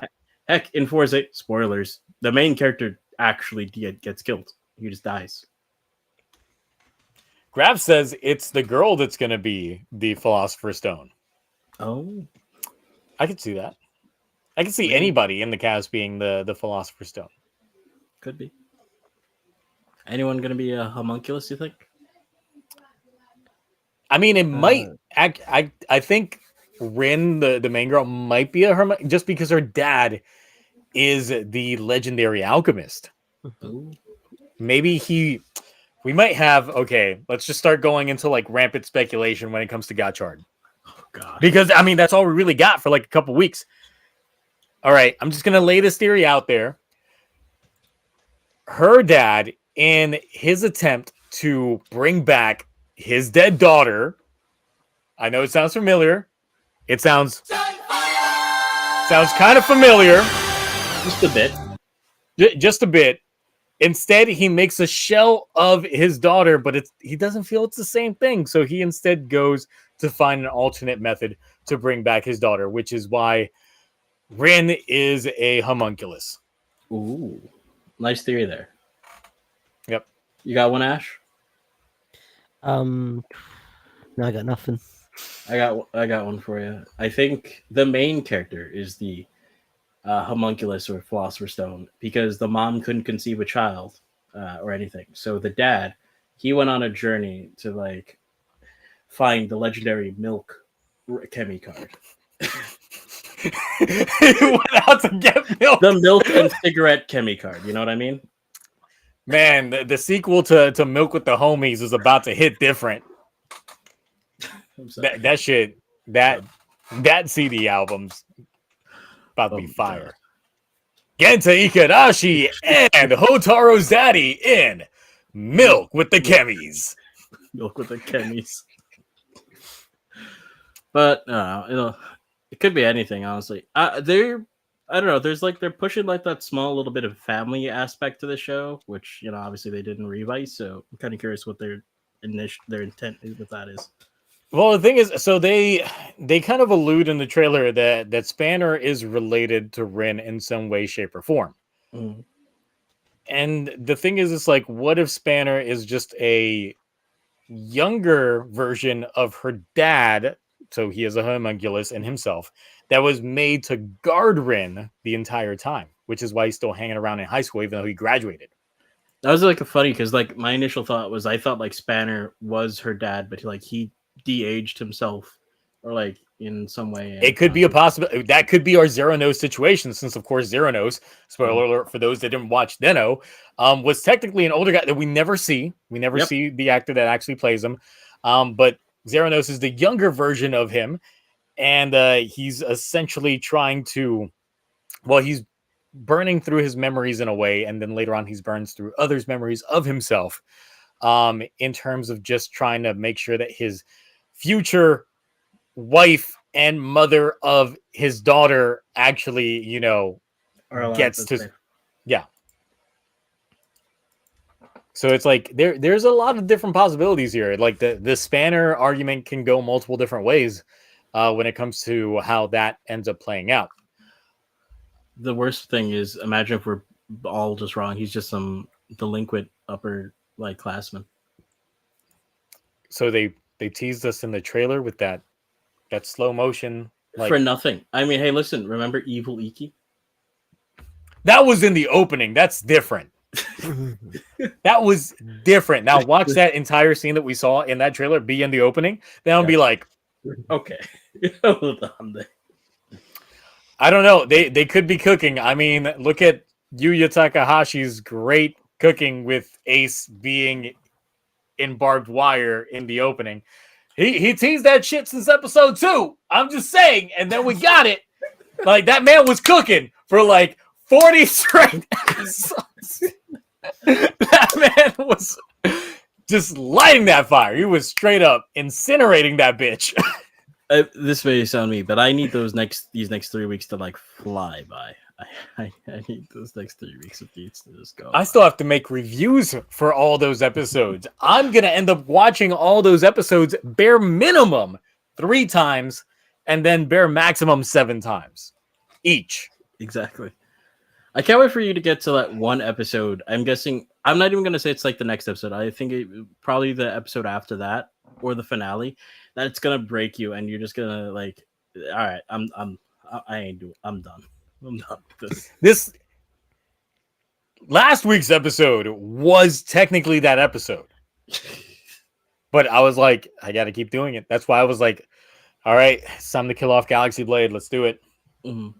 Let's make him go on a journey, and then make this lead into a really good, but did like wear me out video, which was of course the Shinobi special video, because of course there was a lot of graphics and VFX that I threw in on that one for the editing, and yeah, that was a chore and a half to do.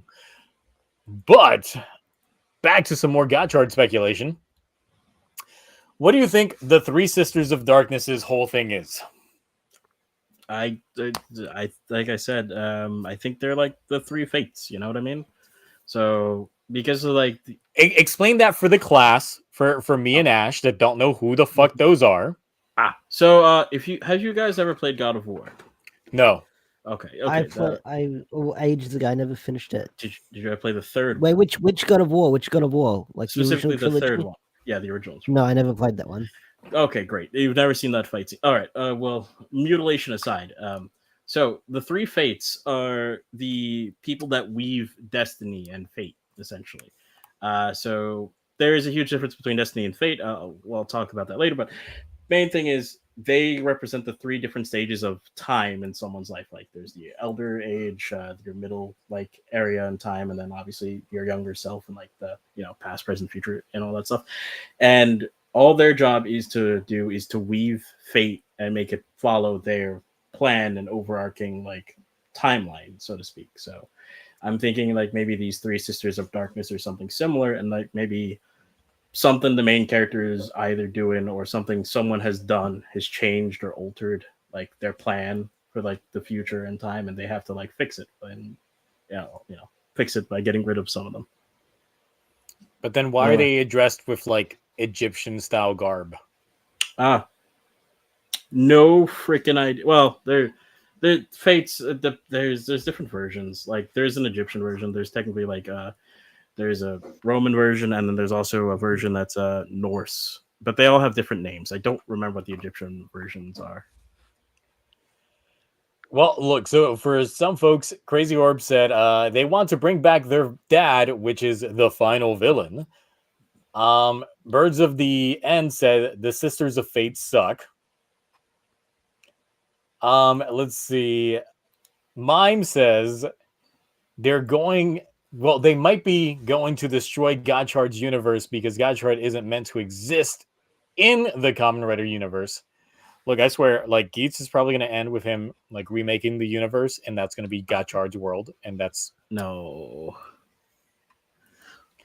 It's going to be like the end of Build, where like the new combined universe was technically Sogo's world, and they were just there. I don't think they're actually like the fates, like the gods themselves, because that would be like a whole different like level of conflict. But I do think it's like maybe an allusion to that, like in a way. And then two people asked, so why is one of them a child? Yeah, child, baby. I'm assuming one of them is like in their teens and the other one's like late 20s or 30s or whatever the heck. Mm-hmm.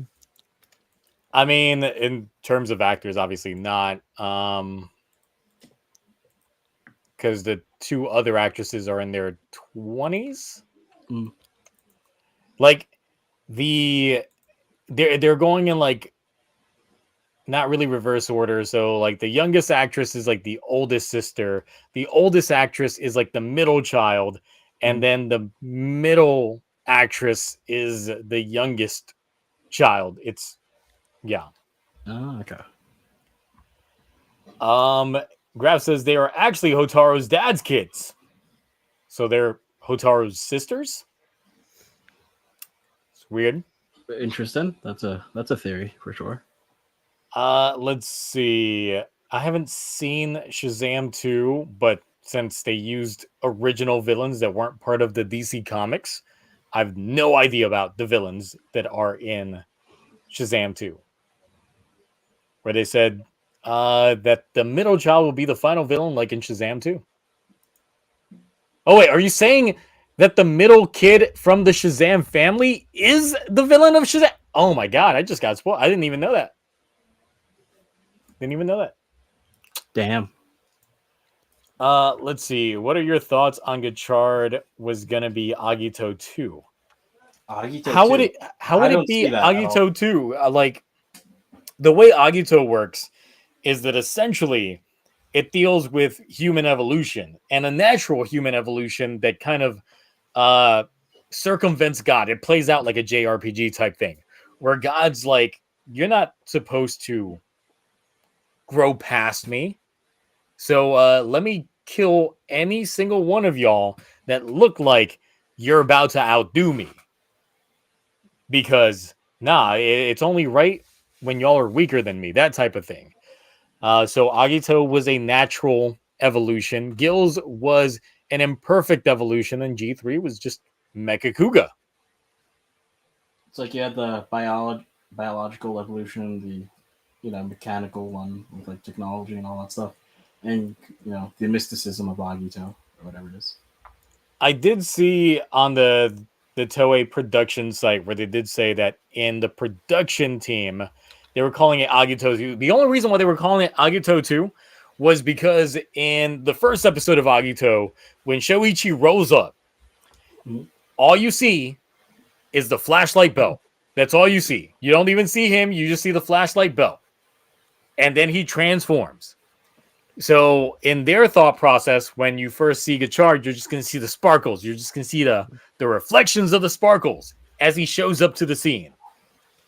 But that's not how it plays out. But that's not, like, if that's their interpretation of Agito 2, then... Okay. Interesting. But what about another Agito? We don't talk about another Agito. Both versions. Agito? Yeah, both versions. There's technically two that look exactly the same. From ZO, even though it's like, fuck. There was it's already the same one. suit. Just reuse it. Just reuse it. There's already another one. Lucy Liu's character is the final boss. What?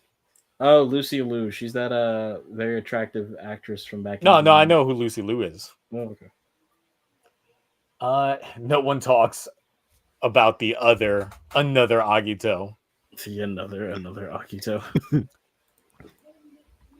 All right, so let's see here. What else we got to talk about Gotchard? Of course, the belt is already making its hands around with a lot of those early lotto winners, which, of course, Taka from Kotetsu Toys Japan did get his hands on the driver early. Put out a video earlier this morning. Great video. Of course, in which we found out that, of course, the Kemi cards are indeed just cardboard.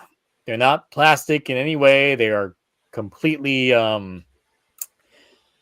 perishable, especially sliding them in and out of the God. driver like that. I just And had he- nightmares. I just had nightmares about was the Digimon Tamers Digivice where you would have to swipe The the D-Tamer? cards. Yeah, The cards would just get torn up from swiping them so much. like those e-reader cards on the Yeah, the sides would shred to bits. yeah, the shards would shred. So the thing is, he tried putting it on a very light plastic sleeve when he put it in there, just to see if he could like save the cards.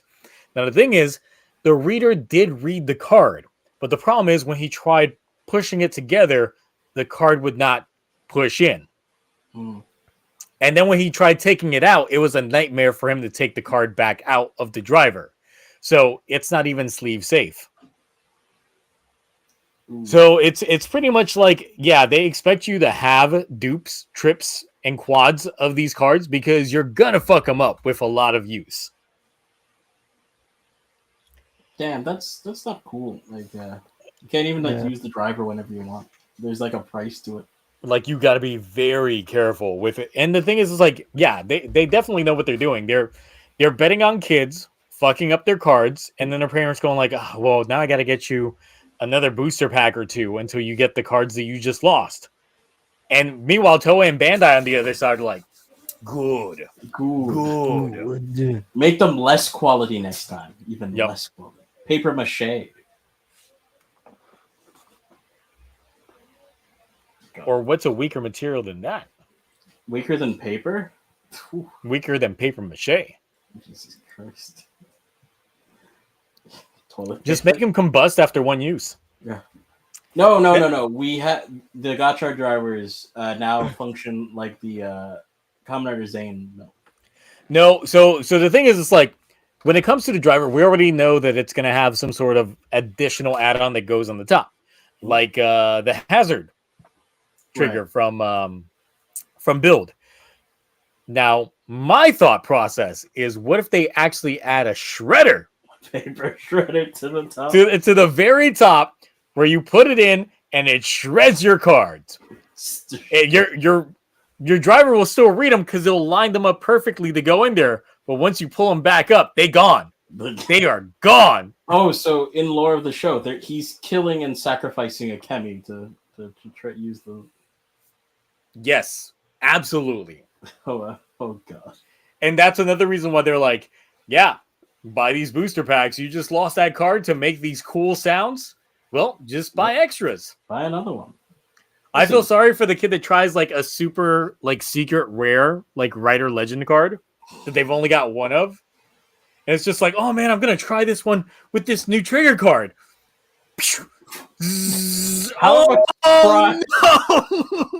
How much crying do you think? Like, just the amount?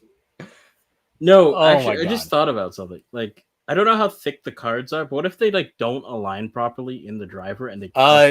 Zeru, you know that someone already hacked the driver, and up till now, they found 112 cards programmed into the driver.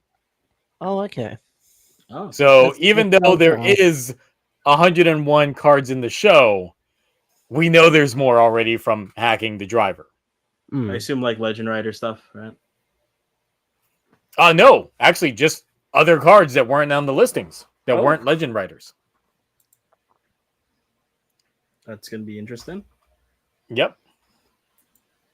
So Ash, what do you think the mid-season, or at least that additional attachment that goes onto the top of the driver, is going to end up doing? Like I said, I think it's going to be a card shredder. Oh, card shredder. I think it's going to be. I feel like it's going to be something to do with possibly alchemy. So he's got the binder on his wrist, so he can't have another binder to go on the belt. A shredder's good. I feel like maybe a scanner. I don't know, like a checkout market scanner. Tells you the price of the cards that you put in. Yes. Yeah. I think it's going to be a fax machine. It's going to fax the info of the card to a supercomputer, and then that will give him permission to transform. You think? So okay. If it is a fax machine, no, of course, we got the 20th anniversary Fies movie next year. He uses a phone. Faxes phones, they work together. What if it's a beeper add-on? Oh, that gets thrown in there as well. Could all work. Could all work. It could all work. Oh God.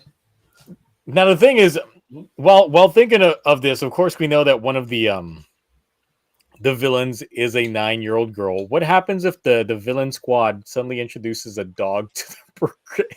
No, I know where you're going with this. Stop it. Stop. I've seen the cards. Get home. I'm just saying they're playing into the bit themselves, and given that Hopper 1 is a physical figure out there, what if we see like a Dewan 2, which is just a dog just out there? It's a robot. It's the Aibo. It's the Sony Aibo that Thouser uses. Jesus Christ. Yeah, I can't wait for that scene where it's just going to be like, Gotchard, why'd you do this to me?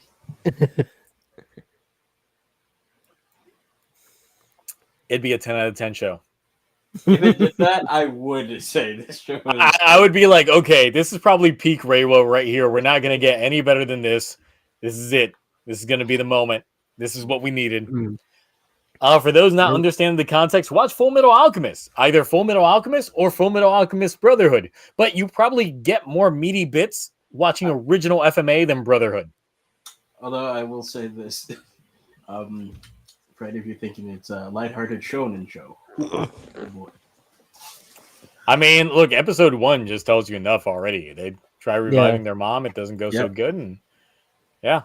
Yep.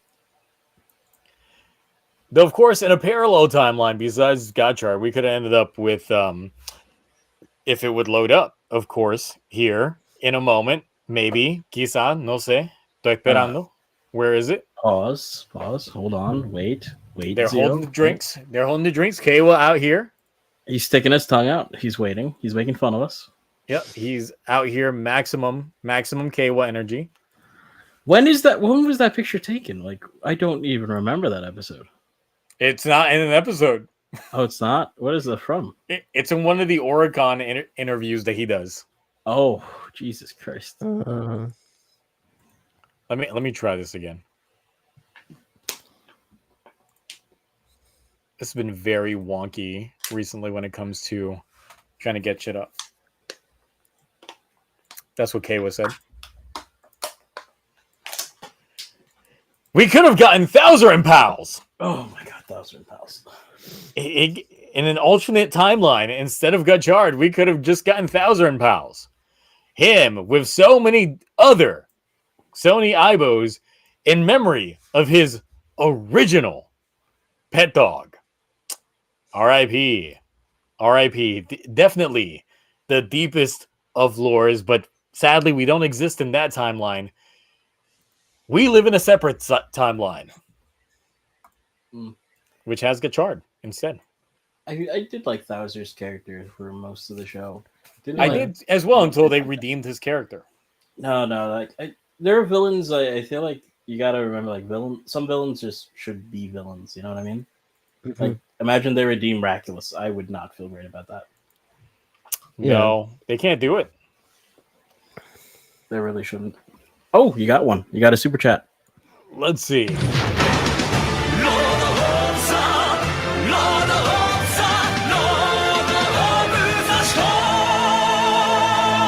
Bird of the End for $2 says Keiwa was cursed of his hate to become a meme lord.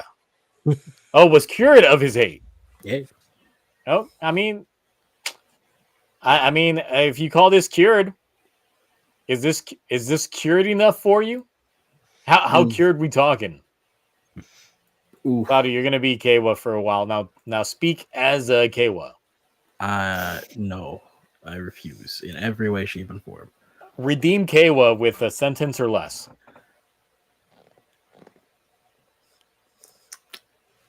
Please, Takahashi, don't take my right hand. No. All right, Asha, you redeem Keiwa. Let me try. In a sentence? Oh, God. I'll be Keiwa. There you go. Everything I do is justable, and you will like me as a main character. Oh, that is a good argument. That is a pretty good argument. You got anything, Zio?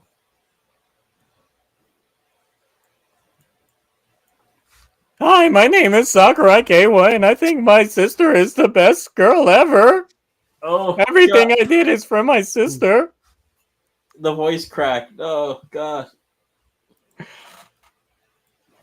I'm practicing for my Hotaro Ichinose impression. Oh, my gosh. But, so obviously, like, with You his could have just given me command. You could have just given me twin command, Buffa. it's true. Oh, speaking of which, you think how many references to like original writer we're gonna get with this series? You think? Every single one. Because even with his name, like, I mean, Kamen Rider Legend transforms using Legend Rider cards. Every single one. wait, So- that's so- an actual thing? Yes. Oh, For Gotchard, the third writer that is rumored is called Kamen Rider Legend, and he uses specifically the Legend Rider cards to transform. Oh, that's pretty cool. Jesus. And that's why initially the initial rumors were hinting that it was Masahiro Inoue, which is a Decade's actor, making a comeback, and he has been kind of quote retweeting a lot of that stuff, just suddenly saying like Decade and stuff like that. So people were thinking that it was him, but now the latest rumors say that it's not him, but is an actor that is apparently playing as Kadoya Tsukasa's son, aka Decade's son. And I'm just like, when he had time to spit that money, but okay. Unless he just put it in a jar, he is Daishocker's boss, so Who did he have the child with, though? there's so many different options. There's the end, number one. There's a new Kuga, option 2. There's his left sock, option 3. See, so many options. Gio himself. Sogo, Soy Boy Sogo. There's the wig that he wore, could have bore his son. Oh, right, from the movie. Oh no. No, during all of ZO, he wore a wig Oh shit. because he was filming Garo at the same time, so he had blonde hair. Oh, okay, I see. So he had to wear a wig during that time. Damn, people saying Kivala. Bruh. Kivala. That thing like this tiny. Am I going to try out for the role of his... We're the same age. I'm the same age as that actor. No. They're gonna age him up, Zio. Oh, yeah. He's going to show up with a gray wig this time. Mm-hmm. It's not going to work. It's not going to work. A clone that is just him. Sure. Let's see. Any other theories on who's in? There's Captain Marvelous is also my age. The same age. Like, if y'all haven't felt that point yet, I think Gotchard made a lot of people who are younger in the Toku community going like, I'm old now. Because they saw that the actor was 18 and they were like, I'm older than this guy. And I'm just like, welcome to me, like, technically not Kiva, because Kiva's actor was a year older than me. But yeah, it would technically be Decade, because Decade was the year I had an actor that was the same age as me playing the lead. And then, of course, Double, kind of the same thing. And then it just started, like, going all over the map on there. When was the first actor that was younger than me who played the MC? I don't know. Y'all start looking. I think it was Sogo. Was it? Wait, what? So are you the same age as Sento's actor from Build? How old is Seto when he was Build? Let's see. Because Build was how many years ago? Build was like.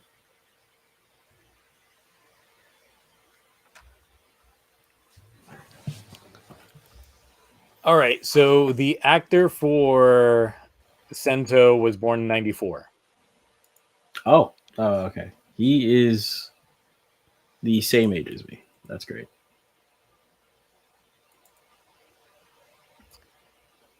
And then let's see.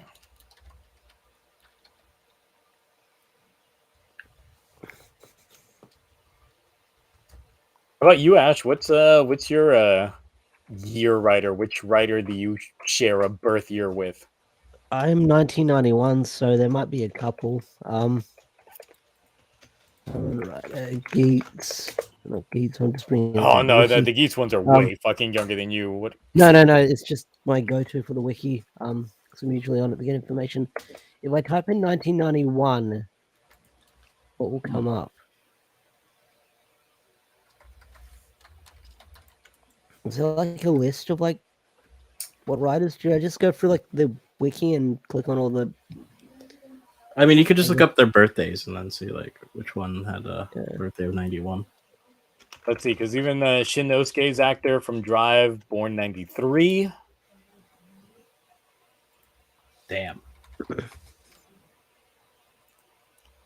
Let's see, Kota's actor, born 92. Shinosuke is just 1 year older than me. Damn. Feels so weird. This is chat feel your age vibes. I don't like this. I don't like this at all. Oh my god. I didn't know Forze's actor literally is exactly 4 years younger than me because we share the same birthday of May 30th. Oh. My least the irony of it all. The writer showed that I'm just like, look, Forza's not bad. It's just not. It's all right. It's decent. Yeah. But I'm just like, man, Gentaro and me just sharing the exact same birthday. The exact same birthday. The bitter irony to it all. Listen, you'll learn to love Forza like everyone else. Maybe in a rewatch. I don't know. It's been so long. I mean, we're gonna have to wait because you gotta watch. We gotta make you watch RPM first. Oz's actor. Oh, yep. Shu Watanabe, Watanabe. 1990. Yeah, 1991. Yeah, Shu Watanabe. Ooh. I feel like Ank's actor might be older because I saw him in like Caesar X before he was in O's. Imagine Ank's actor is younger than Shu Watanabe. I mean, he was looking very Mature. very so boy back during Caesar X. Oh no, he 87. He's older than me. Oh, okay. He wears it pretty well. Oh yeah, he definitely aged pretty good. Pretty good. Can't say that for some other actors. You mean Mebius? Let's not talk about Mebius. He looks better now. Let's see. I know that a lot of Gotchard actors were born around. Yeah, because I mean, Captain Marvelous, I know, is my age, and then of course a lot of the subsequent actors were either born around that time, if not a couple years younger. I think Im's actress might be 90, 91. Oh. I'm.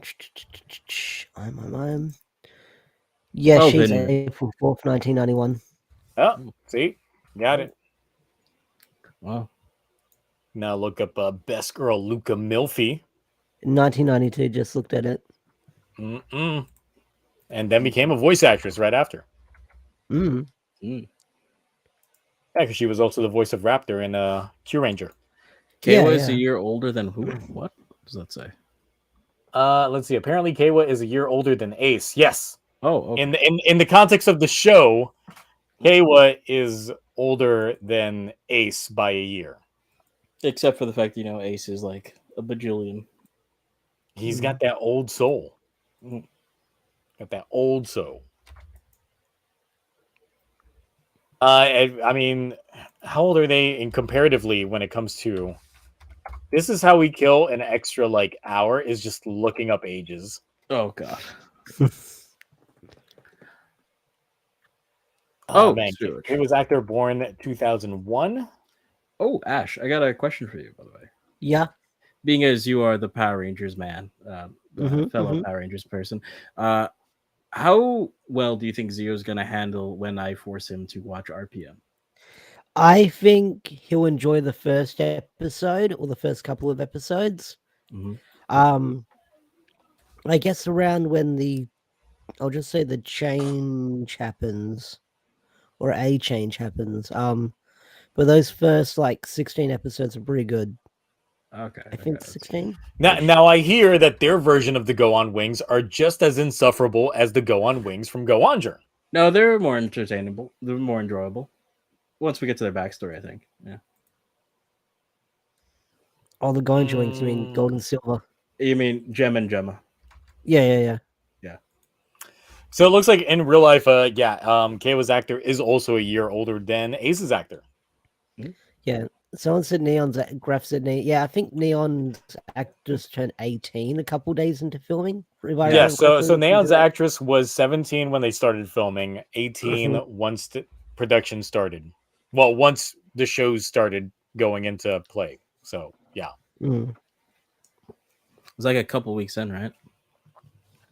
Yep. Yeah, I remember that in the Constantine interview on Henshin and Homies, where he was talking about like, I don't hang out with her because what would I have in common with a 17-year-old girl? Yeah. Oh, God. So me and would be the ones just hanging out after shooting.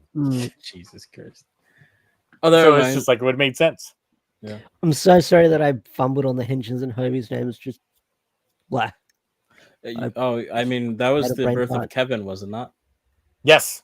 That's the origin of Kevin. That was so perfect. You're like, Kevin's origins. I was looking at Zach dead on when I said Kevin. And I was just like, man, he just looked like a Kevin. I'm too used to screen names. Jesus Christ. Calling people by their real names? Like, who calls me Ricardo? Exactly. Richard Bull? Never. Exactly. Not like you can't just find me on Instagram, even though I haven't updated that in like 2 years. Just like that. Find out what my real name is. So yeah. Oh wow, we got like an hour. What do we Can we kill an hour? No. Can we kill an hour? We did last time by mindlessly going through TokuTonic's, but we had what the fuck are you doing? One of my real life friends is actually in the chat. Oh, it's Darius King. Oh, that's hilarious. I was not expecting that. He's just like, I was thinking, what the fuck is going on? Like, he just started screaming. It was like, no, I was not expecting that shit. Oh, yeah. Someone's been lurking. Yeah. Oh, definitely. By the way, what's on to talk about? Think of like the concurrent followers we've had from the beginning of the stream till now. Jesus Christ. Why y'all still here? Like, what's... Yeah, it was like at 80 something and then still at 60. I mean, that's back when we were talking like Gotchard shit, so... Yeah. I know that we talked a lot of Gotchard, but did anyone watch the Pokemon Direct? Yes. Oh, yes. I think the silence says it all. Yeah, sorry. Anyone check out the Pokemon Direct? Yes. Yep. All right. That's it. That's all there was to it. Can we browse Toku Collectibles for like a hot second? I don't know what Toku Collectibles got. I don't think there's not many updates. We talked about the Crown. We talked about the Crown last week, I think. Yeah. See, this shit shows up. Can we talk about this week? What's on here? Damn, Darius! Don't try and get me canceled again with your statements out there. Another time. $24 for the ID cord. Jesus. No. Let's see. Let's see what's going on in the KingOhger verse. We got Mini Plot KingOhger 0. We got Jeremy plushes. What if Jeremy ends up literally becoming the Jiro of the season? The Jiro of the season? You think? I mean, just hear me out now. Obviously, Jiro thought that he was going to be the lead of the Dom brothers. Then once he actually became the lead, everything went to shit. I think he'll be a terrible king, but I don't think he'll be like the guy that breaks up the band like what Jiro did. I don't think he'll be like the Bro, how are pre-orders? Who? Okay, who bought the crown? raise your hands now. Who actually did this? Who bought the Maybe crown? We no were one- roasting this last time we saw it on stream. Who Maybe the no crown? one did bought this? it. Maybe no one bought it, and they just decided to close the pre-orders. Listen, there's 65 of you watching right now. Odds are one of you bought this. Calling you out. Graph, that's a lie. Get out of here. Yep. You didn't. Graf, you ain't got money like that. You're not Jorge the Janitor. Yeah. Only Jorge the Janitor got money like this. Oh my god. But this was made using legit just EVA foam, spray painted, and like Joanne's like rhinestone jewelry. Like it the dude wearing the actual Raculus suit is wearing more on his chest than he is on his head.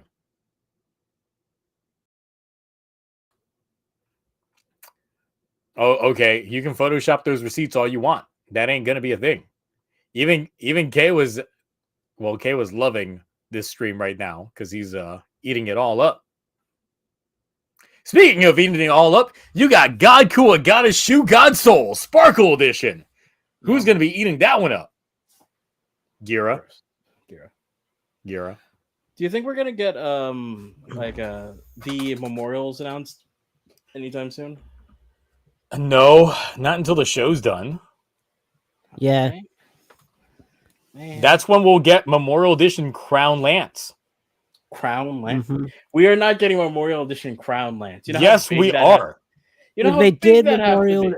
Edition fucking Murasami Shark, they're doing fucking Memorial Edition Crown Lance. I already have both. They want a crown that would actually fit grown folks. I'm just saying, like, what's next? Are they gonna actually make the the Don? What's it called? Shinken Red's giant ass sword one day. Rekka Daizanto only Yeah. if when would have been the 20th anniversary for Shinkenger. Shinkenger? It'll be in a couple years. 10 years from now. Yeah, 10 years from now. You think they ever will make? Oh, are we on like Shinken 10 right now? Yeah, we are on Shinken 10 right now, from what Why I've heard. don't we have any Shinken 10? No, that wouldn't make sense because no, that doesn't make sense because technically KyoRuger is 10 years right now. Okay. We're not on Shinken 10, but I think we're getting Memorial Edition stuff for Shinkenja. My mistake. We are. Because it's like I'm expecting nothing but KyoRuger shit for like 10 years after.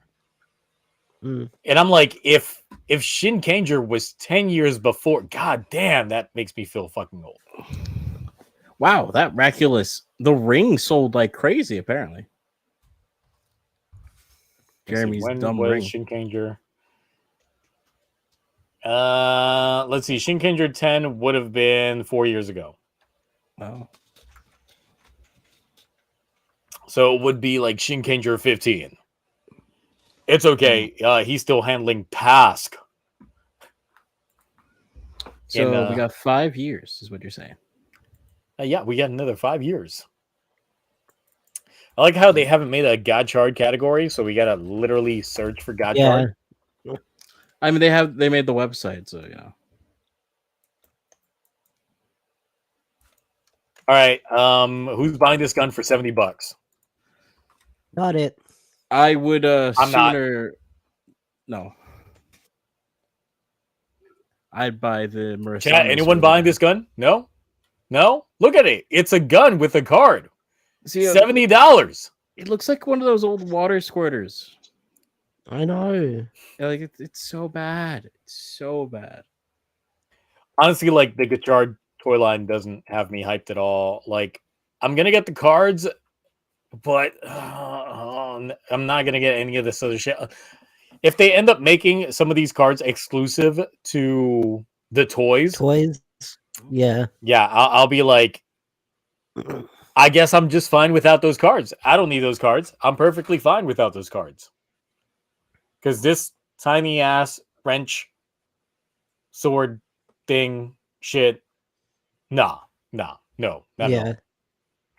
Now, if And they do a Memorial Edition and- wrench, then yeah. Yeah, and even then with Valverade, as cool as that suit looks, this is just a card holder. Oh, you don't even get the wrench. Mhm. Like, oh, okay, it opens up. You press the button. It does things. The end. Give us $40. Actually, $40 is not bad. I'm still not gonna buy. No, not for $40. Maybe if it drops on sale, $20. $20 is my price. $20 still buy it? Yep, $20 I'll buy it. Okay, so let's say, how about you go through some of the more expensive items? Say like what you would buy them at. Like for example, that right there, the Geats 10. yeah. Oh, the hold on, because Gotcha Driver. Look, I'm not paying 116 for it. I'm not paying 95 for it. This drops to like a cool $70. Maybe.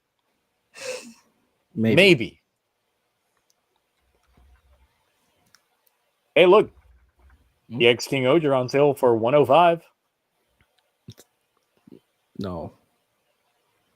105.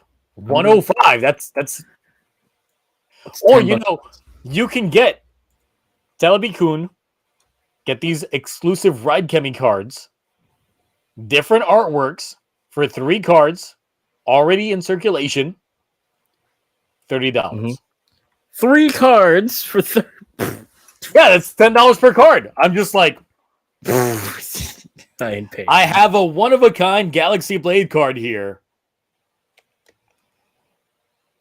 I'm like, I think y'all lowballed me with this card, considering that they're charging y'all $30 for these 3 cards.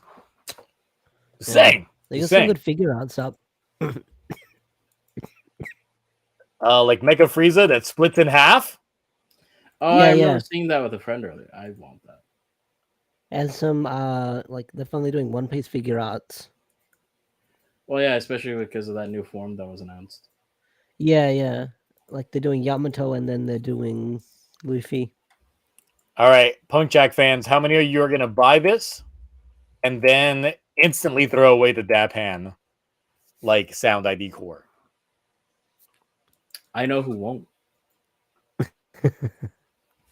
Like the fact they had to bundle these two together, it's like, why?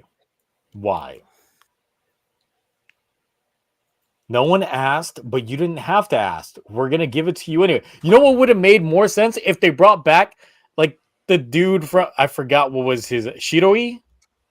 Kyoto Blue? Oh, yeah, Shiroi. Because it would have made more sense because once again, KyoRuger's like 10th anniversary. He was back for Geats. They could have just brought back his ID core. It would have been the same color. That's true. And he was at least already known for Sentai, but it's just like, nah, we got the schoolboy with the Magnum rolling up. No one knows that man. That's why no one. Just out there. Let's see. The Fantasy Buckle for $60. I'm not buying it. No. Well, what's your price? Free. I'm just not buying it at all. Like, you have to give it to me for me to. It's literally just the Ninja Buckle. It's repainted Ninja Buckle with. You can even still see the gears of the Ninja Buckle there. Oh, that's true. It's even got the same shape. Yeah, they did nothing. That's a big disappointment. The fact that you can even see everything about the Ninja Buckle still here. Did you get the button sword? I did pre-order that. Yes. Okay. I guess that's worth the price. I've not gotten the Geats 9 yet. Debating it, but what? There's a super best DX Den Gasher. I'm not buying that. There is? What is this? How big is it? How big are we talking? It's not Memorial Edition. It's literally just a reissue of the DX. Oh, okay, then no. God. Oh wait, if there was a Super memorial, best it have to be K-Pro. massive. He got his phone. Was there like a Deno thing recently? Why are these all back? It's Deno. You don't have to ask questions. Okay, fair enough.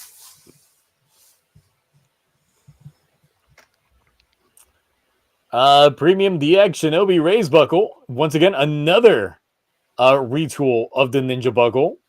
Man, they really like that ninja buckle.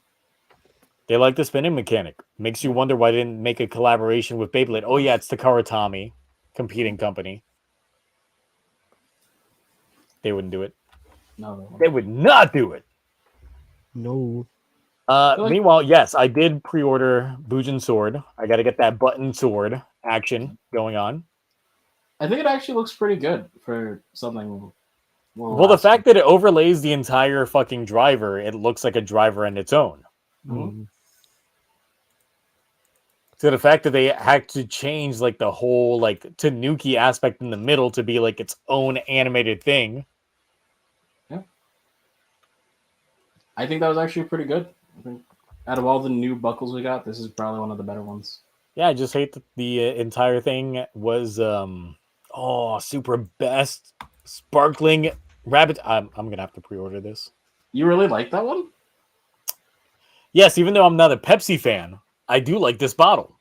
Oh, okay. I never pegged you to like any of the build toys. I don't like Genius. No, I will never get this bottle. I hate Genius form with a passion. You hate Genius form. I feel like there's when you put your gimmicks all over your fucking body. Mm-hmm. Nah. There's two kinds of people in this world: people who like Genius and people who hate Genius. Fuck Genius form. No, not even in a good way. I feel like if they didn't do the bottles and just did the colors, like it was just like a solid, like like what they did. Best Splash Driver. Okay, I'm. When do I get paid? Next week. You can't be serious. The Splash Driver. Yes. I know it just squeezes that shit because it's legit just a fucking like paper mesh thing going on in there.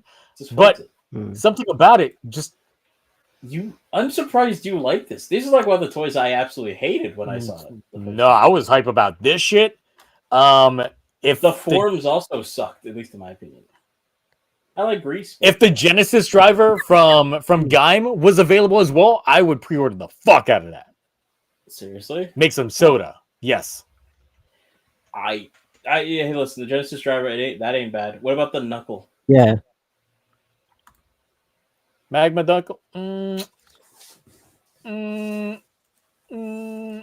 What's the price? $72? Nah, that's too much. Okay. $50. All right, what about the Rogue? There. This one? $42, yeah. I actually really was looking at this one before they released the super best version. But $42 just seems like a lot for just one single thing. Now hear me out. 30. Yes. Okay. Ooh, this one dropped to $68. Still too high. Ooh. But I did see something. Granzio Ride Watch. Oh, geez, only $36. I got to tell someone about this. Yeah, after the stream's over, I'm buying that. That's pretty cheap, honestly, for that. Exactly. Yeah, I'm buying the fuck out of that. I haven't bought a Ride Watch in a while, but I'm gonna have to buy that. That's actually a good deal. Yeah, I would get that. Like, I didn't want it for its initial price point, but $30, $36. That's pretty good. That's pretty good, especially as a display item. Ooh, yeah. Driver still getting some work done. Still got it back there. Oh. I don't want to do this, but I've got to go soon. Actually, if you want to continue, go for it. But I've got to go. We could just end the stream. Yeah, we got only half an hour left, so I'd be down. No, I don't think we can drag it on. Yeah, we've literally been dragging. Yeah. The fact that 64, Nintendo 64, Yeah. have still been here fumbling with us for this last like 30 minutes just speaks volumes, and I really do appreciate the commitment and just the fact that we're here to just chill, kill some time, and just essentially hanging out. Listen, y'all may at times have takes that drive me up a wall and make me question everything, but I love you guys. I love you all too. I feel like that should be a segment where we just like look at Toku collectibles or Mandarake. We should. No, I'm gonna spend money I don't have. We gotta do it. Let's add that to the segment because we do that when we're bored anyway. Yeah, I'm gonna be out here going like, all right, what credit card is not at max yet? We didn't make you spend any money yet, Zio. I'm gonna buy that ride watch as soon as the stream is know. over. I know. What are you talking about? someone's like gonna buy Snipe you right now. We just saw it. Oh yeah, someone's gonna be like, oh yeah, I'm gonna buy all of them before you're able to. Yeah. Well, joke's on you. As soon as the stream's over, and they're like, well, the stream's not over yet. Click, click, click, click, click. Yeah. Show up in Toku. I bought 36 Grand Zio ride watches. Little do you know, Zio is You're on gonna his be like other that, monitor you're gonna be right like now. that guy from Hercules that opens up his jacket. You want to buy some watches? You gotta buy some ride watches. Want to buy some watches? What are you buying? I've got them all. Would you like Heisei, Showa, Heisei 2? Why don't you give me some of those Edo writer gadgets? Edo period? Well, I got those too. Check out this pipe.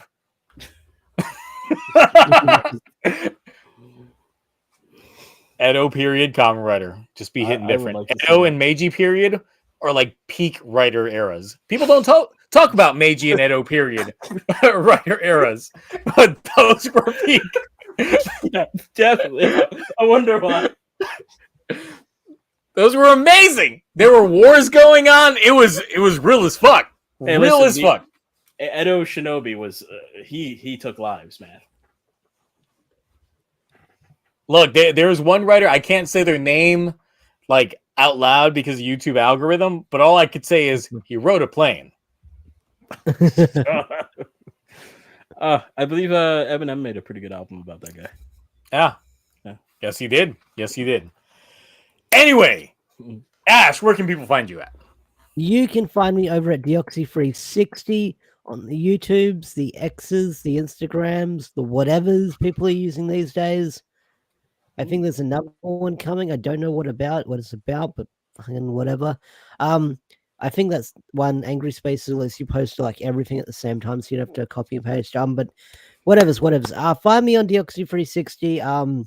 Not a lot going on because there's a drought between the comics. I'm just waiting on that Cosmic Fury trailer to drop because we're in August, so it's got to drop soon. It's got to drop eventually. So That show's still coming out this year? yeah, fall. They finished the editing like a while ago. They just got to release a trailer. Okay. Are they going to release it like all 10 episodes? They're going to be like 5 and 5? No, all 10 episodes. Oh, that's terrible. It's gonna Yeah. God. Okay. R.I.P. Power Rangers. Yeah. We'll see if you come back stronger, better, faster, stronger. Cloudy, what you got? Saturdays you can catch us on the Dawn Clan for when we play classic D&D, and I may be playing Baldur's Gate 3 for the rest of my life. But that's not the point. So eventually a Toku channel will be put out. Don't worry. You 100%ed Tears of the Kingdom already? Yes. I don't believe you. All right, fine. Don't believe me. You're going to have to show me some screenshots and shit. Like, I don't believe you. All right, wait until you see me take 0 damage from my armor of cash money.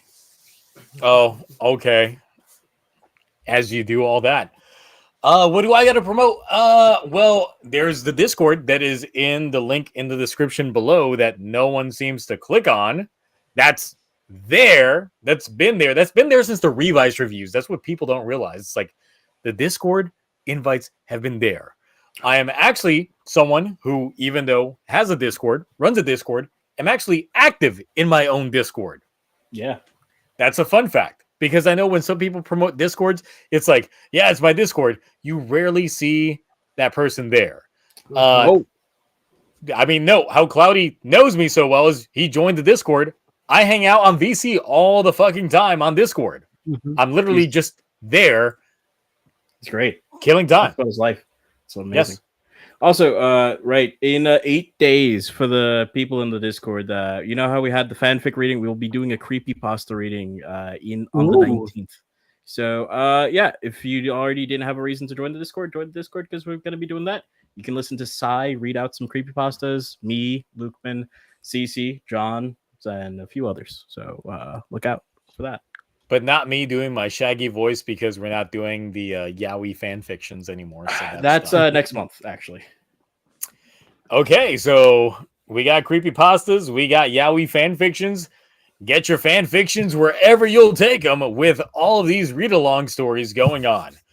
Why are you taking a selfie? I'm not taking a selfie, just fucking... Sorry. That was all zoomed in on your head at first. Really? Wait, what do you mean? Like when you first turned on your camera, it was like all zoomed in on your face first, and then you changed the camera around. Really? We caught that. I caught you. Okay. Saw it. Anyway, outside of that, yes, also got a Twitch channel. We do watch parties there on Saturday nights. We do Toku Rewind, in which we are watching Kamen Rider Saver, followed by Geki Ranger. And we play a fun little game where if you have enough points, we play Change That Intro, where we change the intro of the said shows to be whatever other intro you would want. It doesn't matter if it's Toku related, anime related, or even just regular show related. We've played the Family Matters theme song to fucking Saber before. So all of that has been done. And hell, even on the lead up to the press conference, we played the Arthur from the PBS show intro with the Forze theme song.